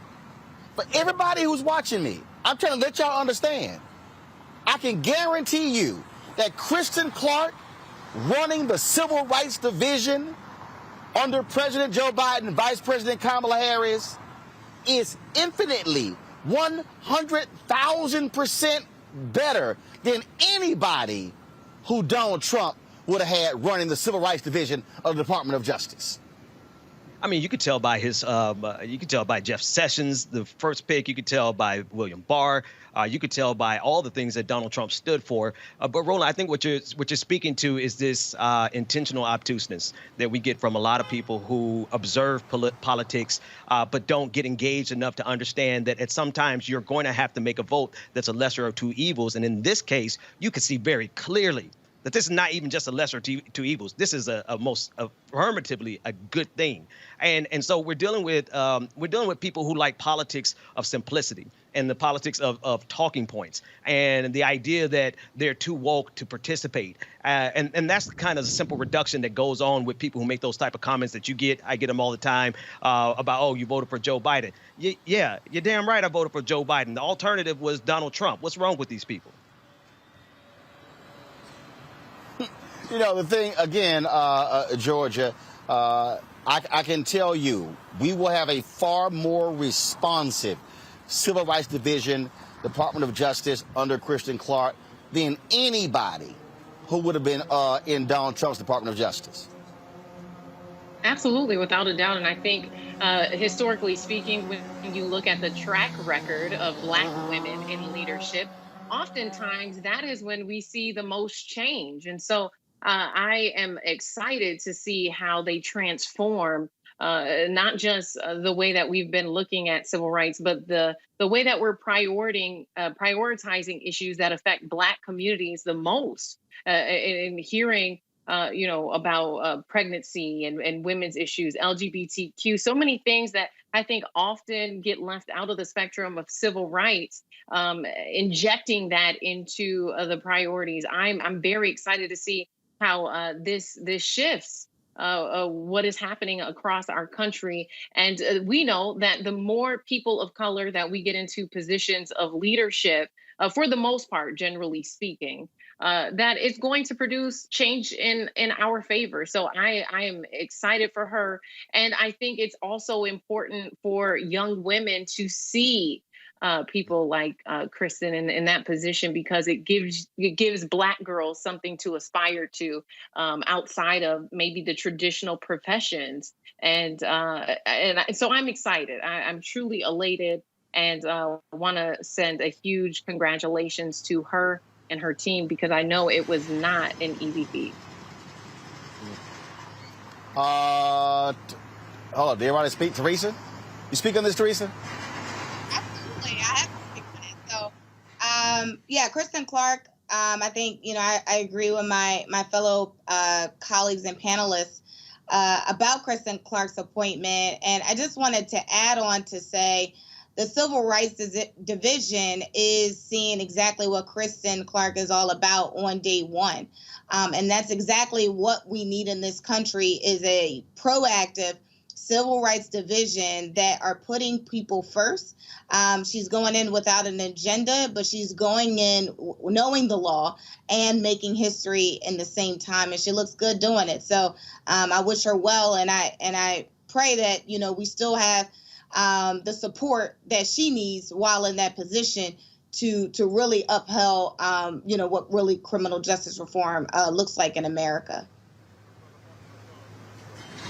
Absolutely. And so, again, we certainly want to congratulate Kristen.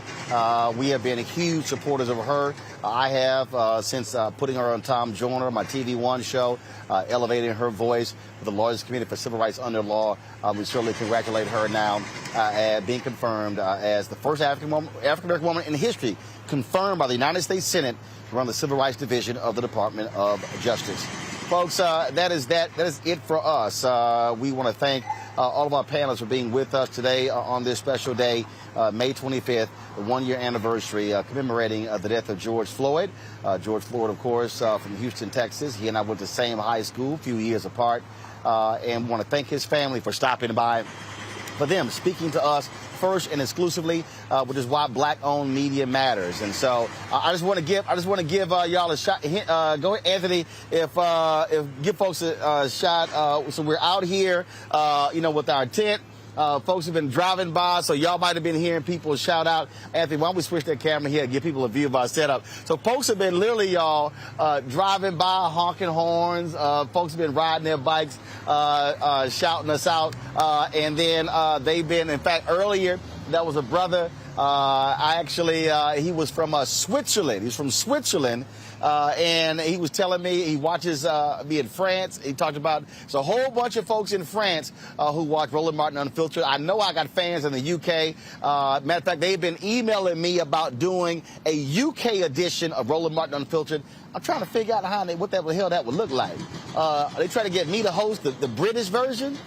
So we'll see. But I want to thank all of our fans. Y'all make all of this possible. Allow us people to do what we do.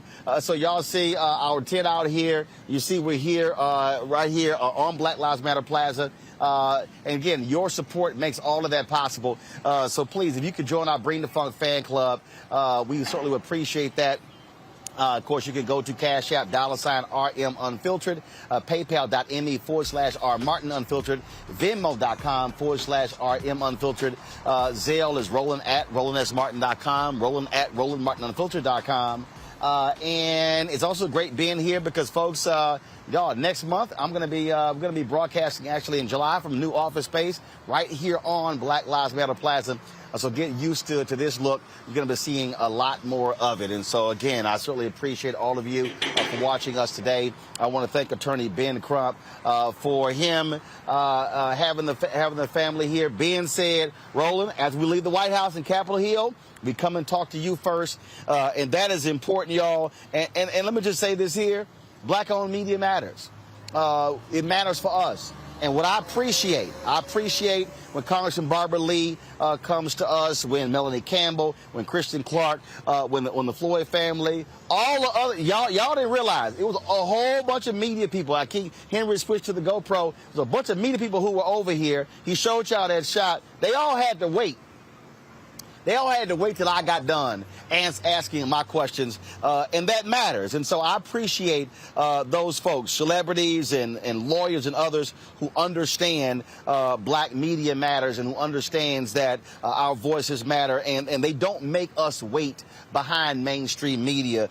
They make mainstream wait behind us. And so thank you so very much, folks. Y'all, of course, share this video. Want y'all to hit that like button as well, because that matters when YouTube is recommending our videos. So please do so. Like as many of our videos as possible. We certainly would appreciate that and all our support. Tomorrow, we're going to be broadcasting from Fort Worth, Texas. Deborah Peoples is running for mayor of Fort Worth. We're going to be at the church there. Let me go ahead and pull the name up. Keenan, where's that graphic? We're supposed to have that graphic, Keenan. Let me get this straight, y'all. Let me tell y'all right now, Bishop Kenneth Spears Church, that's where we're going to be in Fort Worth tomorrow, 5 to 7 Fort Worth time. We'll be broadcasting from there. And so let me get the name real quick here, y'all. First St. John Cathedral in Fort Worth, Texas. First St. John Cathedral in Fort Worth, Texas, broadcasting tomorrow. And Deborah Peoples, the sister, she's trying to become the first black mayor in Fort Worth. Let's do for her what we did for Tashara Jones in St. Louis. So for all of my alphas, all of my Masons, all of my Boulay brothers, and all of my folks I know in Dallas, Fort Worth. I used to be a City Hall reporter for the Fort Worth Star-Telegram. I want to see y'all tomorrow when I'm there in Fort Worth. We're going to have a drive-in broadcast. It's going to be a drive-in broadcast, so folks are going to be there. And so we want to see y'all in Fort Worth tomorrow for Roland Martin Unfiltered. And then don't forget, Thursday, we'll be broadcasting live from Tulsa, Oklahoma for the 100th commemoration of the Tulsa Race Riots. We'll be broadcasting from Thursday through the following Wednesday. And so we're going to be on the road. That's why your support for what we do absolutely matters. Folks, thank you so very much. I'll see you guys tomorrow from my home state of Texas and my own stomping grounds in Fort Party Worth. I'll see y'all then.